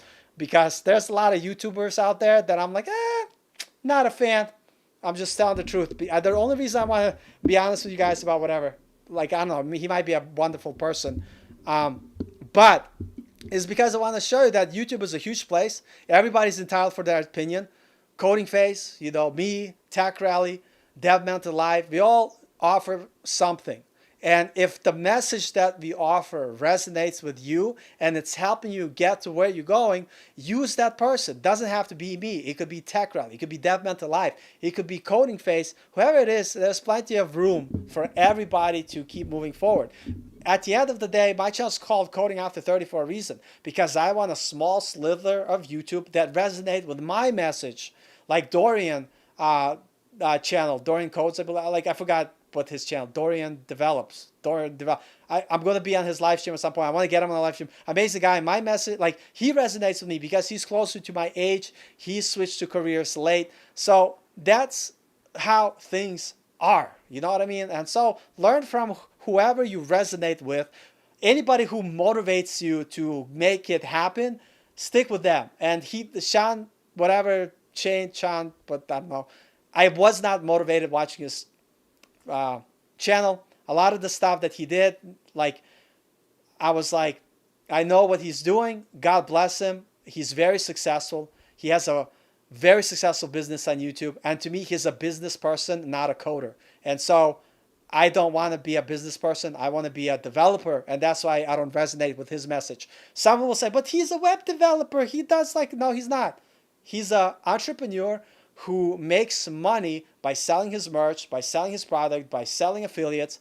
God bless his soul. That's not who I am. That's not what I do. And I'm fine saying that on this channel because I want you to follow me because you want to be a developer, not an entrepreneur selling t-shirts. And hey, I respect that. But one thing I'm going to say, like would say to Krishan to his face, I don't like you, but I respect you because you figured out how to succeed. You put in the hustle, you put in the work, and me not liking you is irrelevant. I still respect your hustle. I still respect what you do. So don't be like going to his channel, be like, Coding 30 hates you, like whatever. I still respect what he has accomplished. And you can't take that away from me. But I just wanted to tell you where I'm coming from. I want to be a developer. And if this YouTube thing takes over, I still want my income be derived from me working as a developer, solving those projects. I know Tech Rally is the same way. That he works at Fang, Amazon. He's chasing. Like he wants to be a developer. He wants to work on the hard problem, and that's what I am. If you need so like I said, there's plenty of ways to get to where you're going. So find what works for you. Man, every time like when I'm about to end the live stream, more people jump in. So if you guys want me to keep this live stream going, smash the like button. Ask more questions. And I don't know if Tech Rally, I respect you, Tech Rally. I love you, Tech Rally. Tech Rally, if you're there and you want to jump in on a phone call for 5 minutes and have a chat with me live, let me know. It'll be fun. It'll be fun. I know you're busy though, so don't feel like obligated. And I know I was going to talk about the takeaways of this live stream at the end here. But I'd much rather answer a lot of your questions, so don't be shy. Put those questions in the chat. I agree with you 100% about Chris, but he does do what he loves for a living. Yeah, that's it, 100%. 100%, bro. And I totally respect that, and I agree with that. But it doesn't resonate with me. If I was in his thing doing what he's doing, then I would want, like, if you want to learn how to make money on YouTube, follow Krishan 100%. If you want to get motivation to light like your feet under the fire, like if he does it for you, great. If somebody else does it to you, great too. I see more and more people joining the live stream. I know, that's awesome. And then they're leaving promptly when they hear me speak. They're like, man, this guy's a fool. Hey, I don't care. I don't have to make everybody like me. Because at the end of the day, like if you watch the stream from the beginning and see the gems that we talked about, I know they're going to help you get a job and get hired. How do I know this? Let me think. Oh, wait. It's the goddamn strategies I used to get the job and get hired and went from making peanuts to making a little bit less peanuts on my job and making more money. And I know that by applying these strategies, I'm going to keep growing. And by like the reason why I like this channel is that I'm in the trenches. I'm still hustling through the hustle.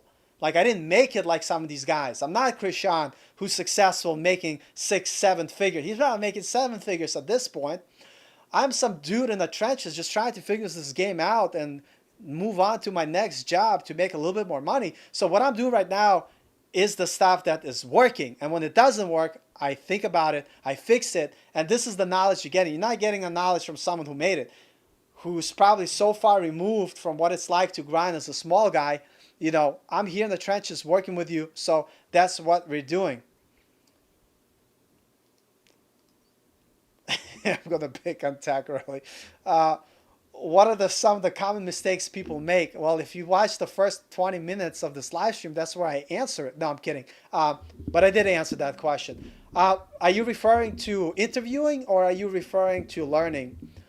Interviewing, by the way, is, I'm going to say it because I already mentioned it, but this is very important. And you could give me your 2 cents. By the way, if you have time, Tech Rally, jump in live. Jump in live. Like, I want to talk to you. Like, if you're somewhere where you can jump in live, even if it's for 5 minutes. It'll be great to see your beautiful face and hear your amazing voice because um, it's always great. So let me know if you want to jump in live 5 minutes. 5 minutes, come on, man. 5 minutes, 5 minutes. I'm like twisting your arm, but the mistake that I found for interviews is the first bunch of interviews that I went on, I thought the impression was, yeah, I thought the impression here, I'm going to send you a link on Discord or on your phone.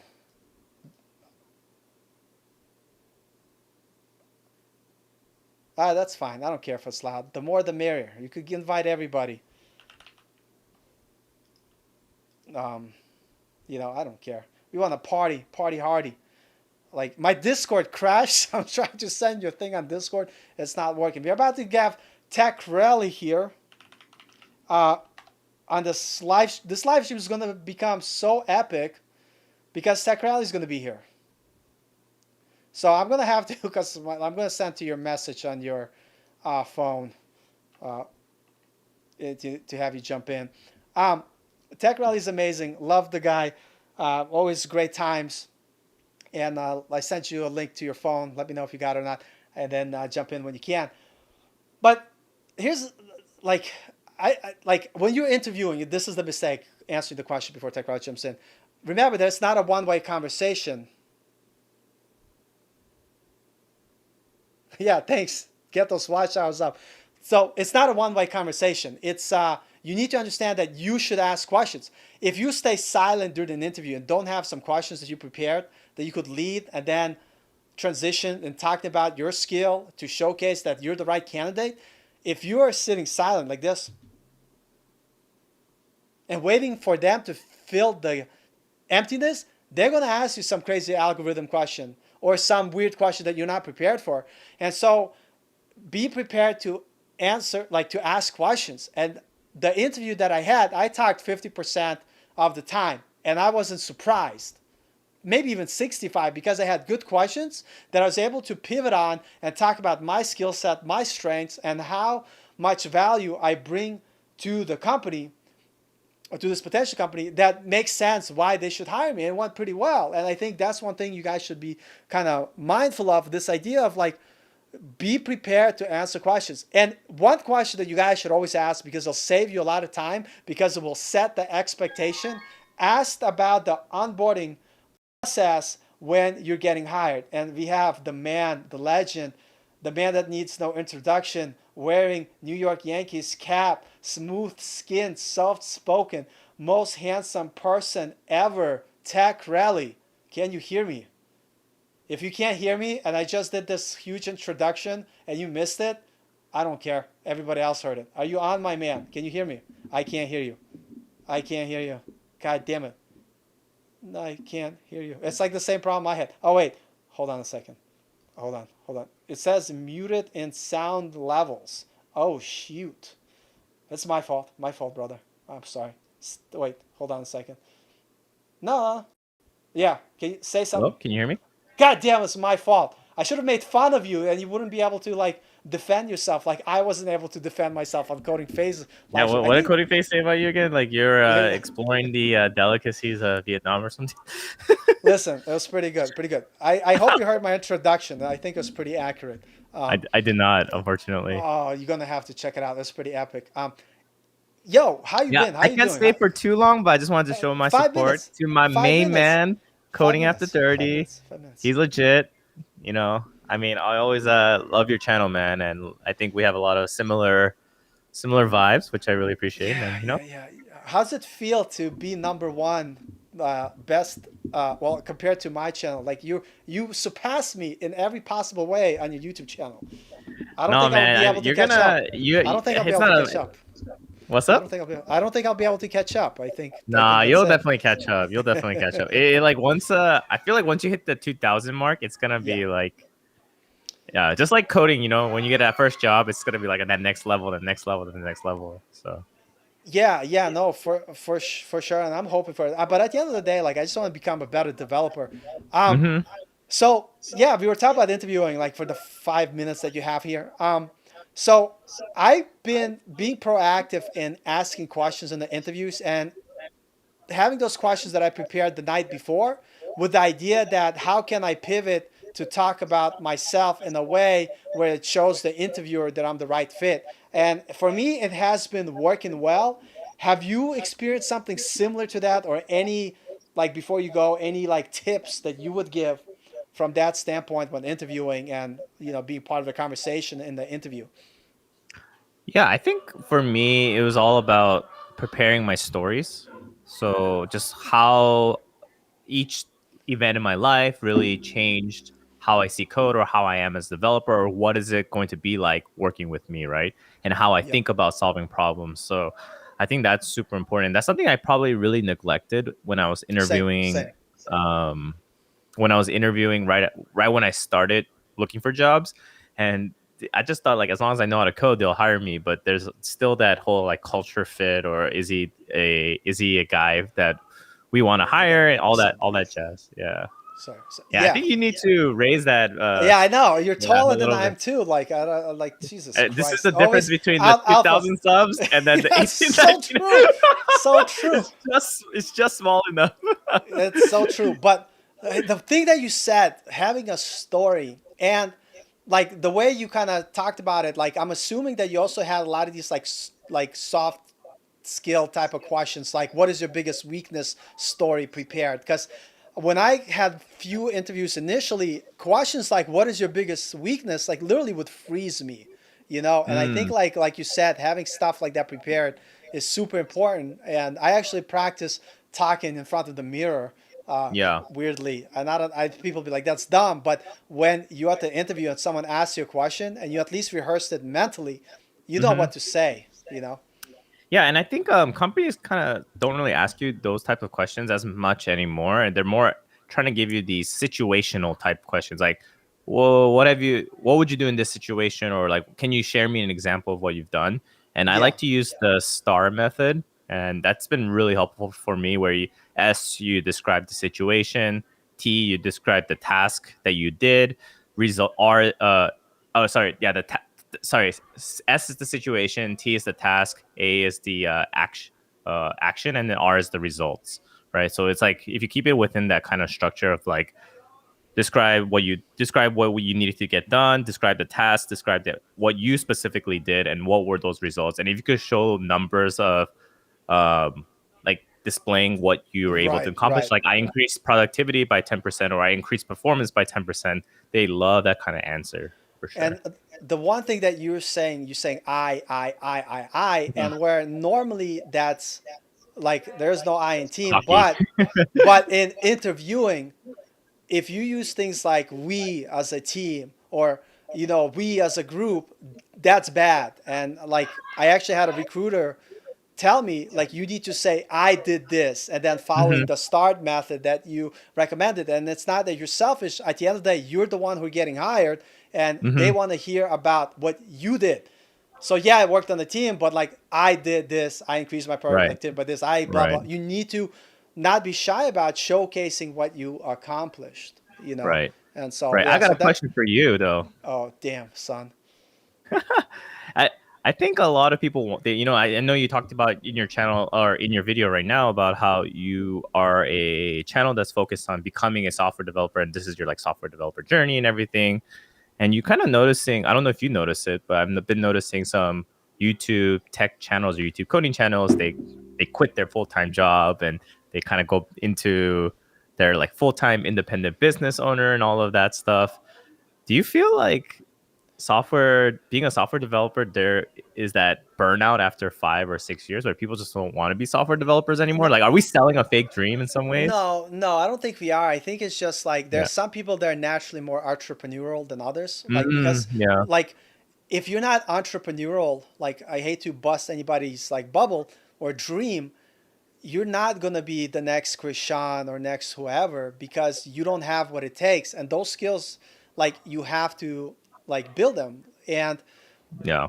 And what I find is that when people start out on YouTube, and it might be my journey, I don't know, might be your journey, but people start as wanting to be developers. They're trying to build like some sort of authority, but then they figure out like, oh shit, I'm good at YouTube. I'm good at Right. talking. I'm able to sell this. I am a more of an entrepreneur. And Mm-hmm. wow, I'm making more money than I could make working as a developer. And so they become that type of YouTube channel. Like, Yeah. and then some people focus more on development. And what happens? People that realize, oh no, I'm more of a developer. I like solving problems. I want to work on complex projects. They actually give up their YouTube because they're fine at their job or their contract or whatever. Like I have a friend, he's a senior engineer. He makes well over 100K. He doesn't Yeah. post nothing on YouTube. That's true. And I mean, I don't, You know I what I always mean? yeah, I get conflicted with that too. Is because, I mean, money wise, I'm fine working where I work, but why is it that I do what I do on YouTube, right?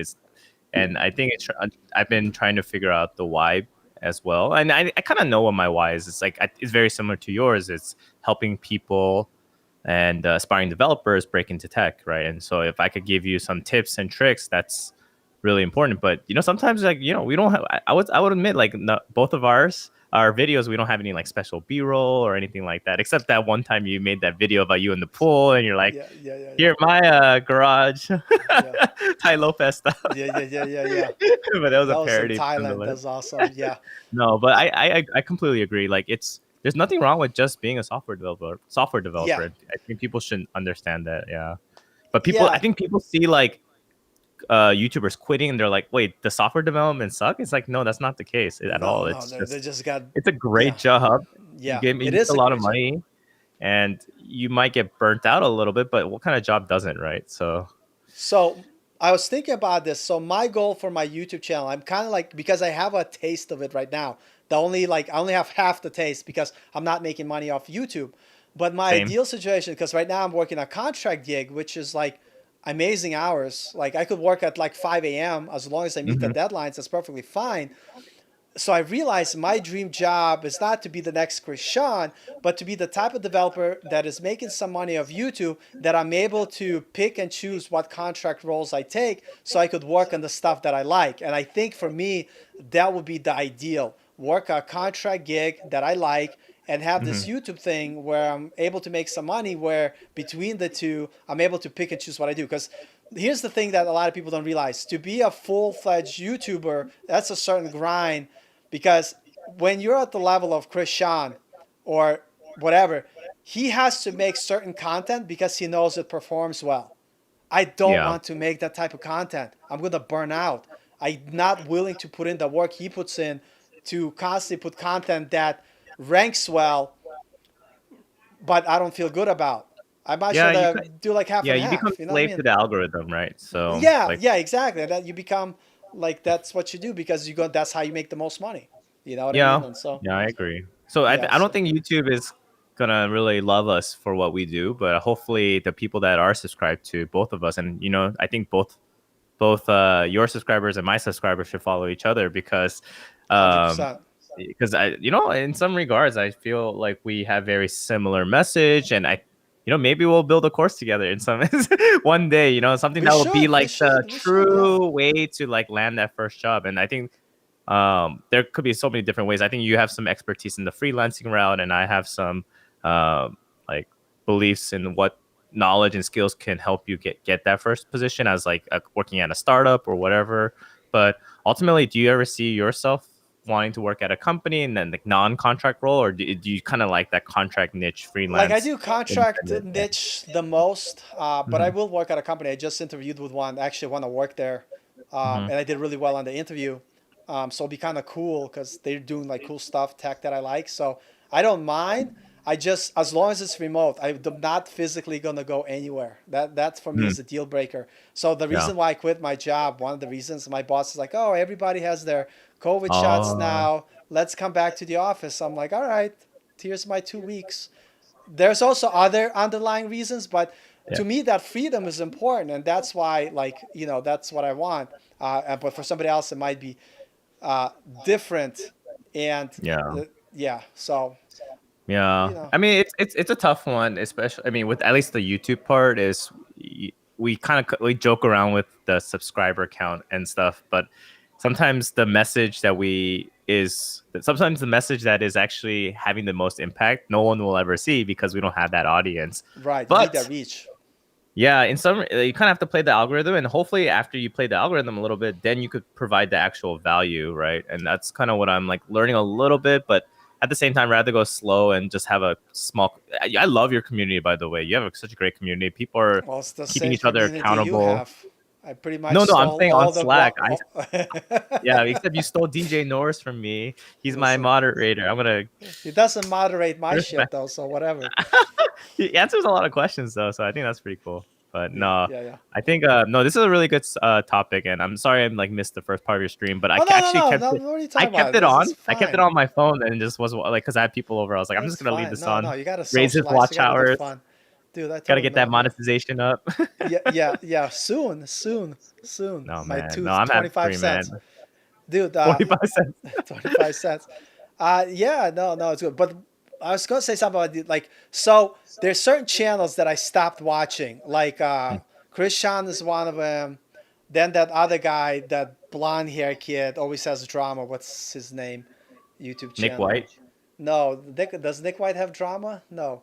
Uh, it always talks about like family Joshua problems. Fluke. Yeah, that guy stopped watching him because at the end of the day, you realize that they're really just pushing content for that algorithm, and Yeah. that's not the stuff that like is helping me. Like maybe it'll get you motivated, and so I feel like what you're talking about, and I'm talking about, there's going to be a niche for us, and it's not might be like a wide net like those channels are, but I think we could definitely build success in our own right and our own niche without having to do like what they're doing, but they're in a different business than they are, like we are. Right, and And if you think about it, those are older YouTube channels, so true, maybe true. they're just stuck to the algorithm. And if we can define our own space where Yeah, we can, I don't know, I feel like the proof is in the pudding. So if there's a way we could validate those numbers of the people that we're helping, more people will follow, subscribe to us. And at the end of you're right. Like at the end of the day, subscriber count doesn't really matter. Like I think yeah, what's more important is the value that we're bringing, and hopefully that'll just lead to people coming in and watching. But yeah, I mean, YouTube is hard, man. It's not easy, but I think too sorry. I think I was like diverging on the topic, but I don't that, know. I I, that, I think this us talking about this, there's a lot of similarities with like yeah, software development and just trying to break into the space. Like no one really knows the right answer until like you either have a mentor or you have someone yeah, that's done it before explain it to you. So yeah, so 100%. yeah, yeah. So before you go, like somebody asked this question, I think it's kind of like there were, are there too many companies out there that pushing people to uh, too hard and burn them out, or are there too many people who don't actually like to code but do it for the money, and the money only motivates for so long? Hmm. You want to answer that first, or Um, I think it's somewhere in the middle. I'm just gonna cop yeah? out like that, you know. And I think it's more true too. Yeah, I think obviously money is always going to be an aspect of it, and for me, I think I talked about this in my interview with Chris, and as well as my interview with Dorian. Is I only learn and work really hard because I want to improve myself, and I have yeah. like a genuine curiosity. Plus, the genuine curiosity leads to more money, ideally, right? Oh So no, if 100%. the more skills you know, the more you could justify bigger pay and everything. But if you could just stay complacent, I've seen people that stayed at a company for 3-4 years, haven't really learned anything new, and they're just kind of comfortable, and they're not getting any pay raises because they're just I mean the company just doesn't see like they just do the bare minimum, right? So yeah, there's a little bit of money motivation, but if you can find some enjoyment while you're like kind of diving deep into these technologies and you're actually having fun doing it, then why not, right? Like I think that's kind of the mantra that I like to follow. Like make money and enjoy, and if you can enjoy while you're doing it, that's a win-win. Yeah, and to me, like, I mean, I'm a simple person. Everybody has different motivations, but like, there's a study that if you make 80K, anything you make after that doesn't really like make you more happy as a person. And I'm a bad person. Like, you know, maybe true, but you could get a lot more hookers than coke with $1 million. But I just had like, because that's how I think. don't judge me, people. But the point is, for me, like, you just have to find where you're happy. And there, I know a lot of people that have a lot of money that are not happy, and I know people that don't have any money and they're also not happy. So you got to figure out like where that happiness lies for you. Here we go. We have a true Y- fan here. Yeah, that's a good point. I go to Joshua Fluke for entertainment. I come here in Tech Rally for real world advice. I don't know. I like, Hey, I like yeah, that. I like yeah, it's that. good. Yeah. I go for Tech Lead. He's pretty entertaining. I half the time I'm like, is he being sarcastic or real? No, he's definitely sarcasm Yeah, level and like 10,000, I, 10,000 on I that channel. and the money thing is not necessarily like I'm trying to only make more and more of more money is it's great, right? But I think what's most important here is I think people undersell themselves, and like I would even argue you kind of That's true. undersell yourself because you are a very smart dude and like Yeah, your stuff. yeah. But this Imposter syndrome is individual real, bro. imposter syndrome could like potentially Hurt leave you out on like an extra 10-15K potentially, for right? sure. So Yeah, I for think it's sure. more about making sure, like the reason why I talk about getting the skills to get the pay, not just think about the pay, is the skills are what justify the pay, right? And it's as long as you feel confident in your skills of what you're capable of doing, then the money should come with it. But like if you're just thinking about money first without the skill, Yeah, then it's not. that's a really bad way to think about Yeah, it. yeah, Yeah. yeah. That's so true.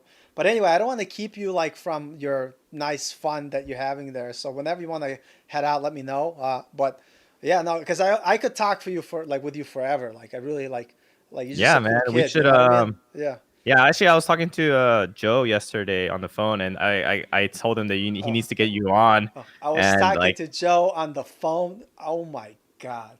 yeah. Oh my god. You got his We're phone number. gonna You got I'm his sorry, phone Paul. number. But I should have called you let me too. break it down for you guys. I should He has the personal number of like coding phase because they're bros, and I'm just jealous. It is No, what bro. it is.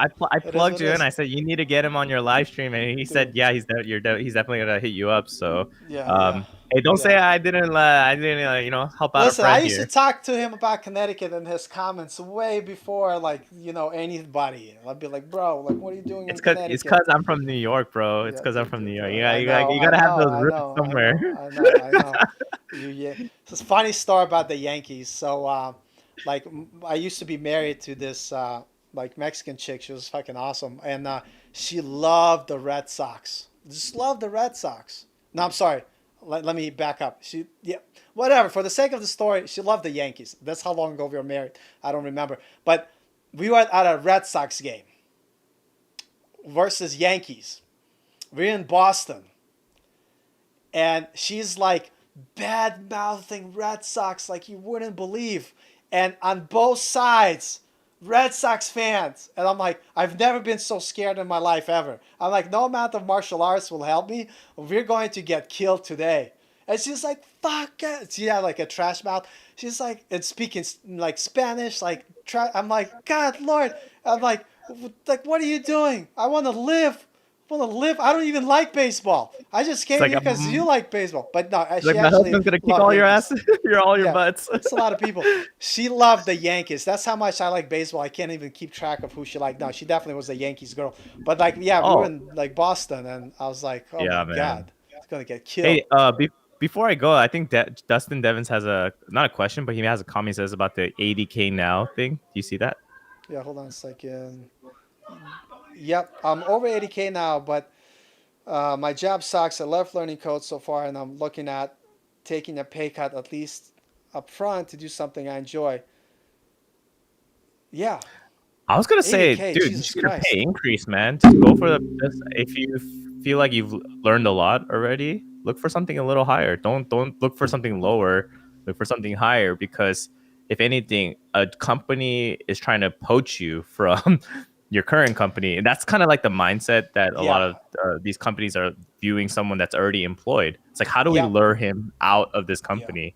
So instead of looking for something lower, I would be curious if I could make like an extra 10, 5K. yeah, That makes a world of difference. Like the reason why I really believe that you should like push for more during these like negotiation phase is like to a company, 10K means nothing. To you, 10K, an extra 10K a year, right. that's that's like an extra, I don't know, a computer or something. I don't know. We'll see, what there's a lot of things you can do with the extra 10K. You could have a nicer vacation, better apartment, and all of that jazz. And you know how New York apartments are so expensive. So yeah, that's just my 2 cents. No, for like, and I talked about this idea of like, everybody's in a different place, but you'll get a better raise leaving the company, getting hired somewhere else than staying at the current company you're in. And especially for people that are starting out. And I know you were at a company for a long time. And another reason why I quit is because you telling me this story a long time ago where you were like, I wish I would have left earlier from your last job. And it's like, man, I can't fall into that trap of staying like, just because I know what to expect, stay on one company. But definitely like a year, maybe 6 months, like especially if you're starting out, start looking, start applying, start getting, what you need, to get it going. Yeah, yeah. But anyways, man, I love your channel always. I love your live streams, and like even though I'm not participating like I am right now, I always keep it on the background. I got my YouTube Premium, so I'm just listening to it while with my screen off. Yeah, YouTube Kind of like the Premium is awesome. ASMR voice. You're kind of stealing my YouTube secrets right now. You're using that sexy Uh, erotic voice. is I'm that what it very is? jealous. It is what it is. It's funny because I love live streams because it's a totally different dynamic because I'm talking to an audience. Like I'm able to be more of myself. And Hmm. when I make videos, it's like, it's not that, like I need feedback. And so when I record videos, they're not as like crazy as these live Mm, streams. So it's kind of cool. But yeah, you're doing like a lot of good stuff. And like, thanks, man. I get really jealous because I'm like, man, this dude, when he does interviews, he asks such good questions. Like I think like you're gonna be like the Joe Rogan of web dev eventually. You know what I mean? I watch a lot of Joe Rogan, and I don't know. I feel as though people are kind of doing this a lot more. Because weirdly enough, when I started doing this, a lot of other bigger YouTubers started doing this. I don't know if they saw my channel or They're something, but stealing it from you. They're they stealing they it have from more you. subscribers and stealing my Yeah, they're strategies. stealing it from you. Yeah, Yeah, because like the honestly, like, Amazons, and we're keeping us down, the startups. yeah. Because honestly, like when I saw you like dev stories, like the idea as a podcast, I'm like nobody's doing it, and then everybody's doing it, and I'm like I saw Everybody's Tech doing. Rally do that first, and because of that, I was like that's such a good idea, but I'm not gonna do something similar. I got to figure out something different. But I was like, that's a very good idea. And then now everybody's Mhm. doing it. I'm like, all right, fine. It is what It it is what is. it is, man. You just gotta get consistency. Will outweigh anything. So. Anyways, brother, I will see you later. Yeah. But Thanks for let's coming as connect again always. soon. Yeah, Yeah, for always, sure. man. And have a good Saturday, and enjoy your the rest of your night, man. Hey, take care. We'll see you. Man, thank Later. you, Alex. Mhm. See you Bye. later. Man, that was Alex from Tech Rally. Amazing guy. I love chatting with him. Just we could talk about anything. Like doesn't even have to be coding related. But guys, man, I'm so excited. Could continue this forever, but we've been at it for 2 hours or more. We got plenty. Like, just thank you guys for coming out tonight, and um, always great to have all of you guys here. I know, like, without you guys, this community would not exist. I just can't be happy about it. And looking at some comments here, before we go, let's see here. Dustin Devons started learning code 3 months ago and already making 80K. That's pretty impressive. I couldn't do, like, it took me way longer. So great job, man. That is phenomenal. You know, we have Jordan taking off now. Jordan, thanks for checking out the live stream. Great to have you here. Merle's Canyons, great insight, resources, discussions. Thank you for your time and ever know. Thank you guys, man. Thank you all for being here and like just amazing. Like great to see you guys here. Always fun, always amazing. I'm glad to talk to you guys. Love to hear your questions. We are like I try to have more people on Discord. I want to do more stuff on Discord. So if you're interested, let me throw the link in there if I still have it queued up here. I don't have it queued up. Never mind. Like I'm just I don't know how to use my computer anymore. All these buttons are not working. If you scroll up in the comments, there's the I could copy and paste it from there. But it'll be great to have you guys on Discord live, do like hear your voices, talk more with you guys. It's always awesome. Let me find the link here. But yeah, guys, like listen, to be honest, I don't know why I can't copy and paste it anymore. I'm a mess at the end of the stream. But what I'm trying to say, guys, is that I'm some dude on the internet. Without you guys, this stream would not be anything. So as always, thank you for coming on. Thank you for supporting this channel. Thank you for bringing a lot of like good questions, a lot of value. Like you're the bricks in the this community. Without you, like we will not be here. Like, and that's why I will never forget that whenever you have any YouTube channel, anything that is based on their fans, I will always be thankful and I will always do my best to provide the best I can for you guys, because you guys are what makes this channel. It's not me. I'm just some dude with an opinion. So grab that Discord link, join it. I'm going to try to be more active, and then eventually it'll be awesome to have you guys more live. If you want to participate in live chat, I think it'll be phenomenal. And if some of you guys jumped in this stream late, always could rewatch it at 2x speed. We did talk a lot of valuable stuff at the beginning. Thanks for Tech Rally for coming in. Amazing guy. Logic's great to see you. Thank you, Paul. Looking forward to seeing you on Doing Develops. Yeah, he does great stuff, so it'll be amazing to be there. Dustin Devons, thank you. Everybody, thank you. With that being said, you guys have a great rest of the weekend. Keep on doing what you guys do. Love you all, and I'll see you guys on the next live stream or in the YouTube comments. Later, guys.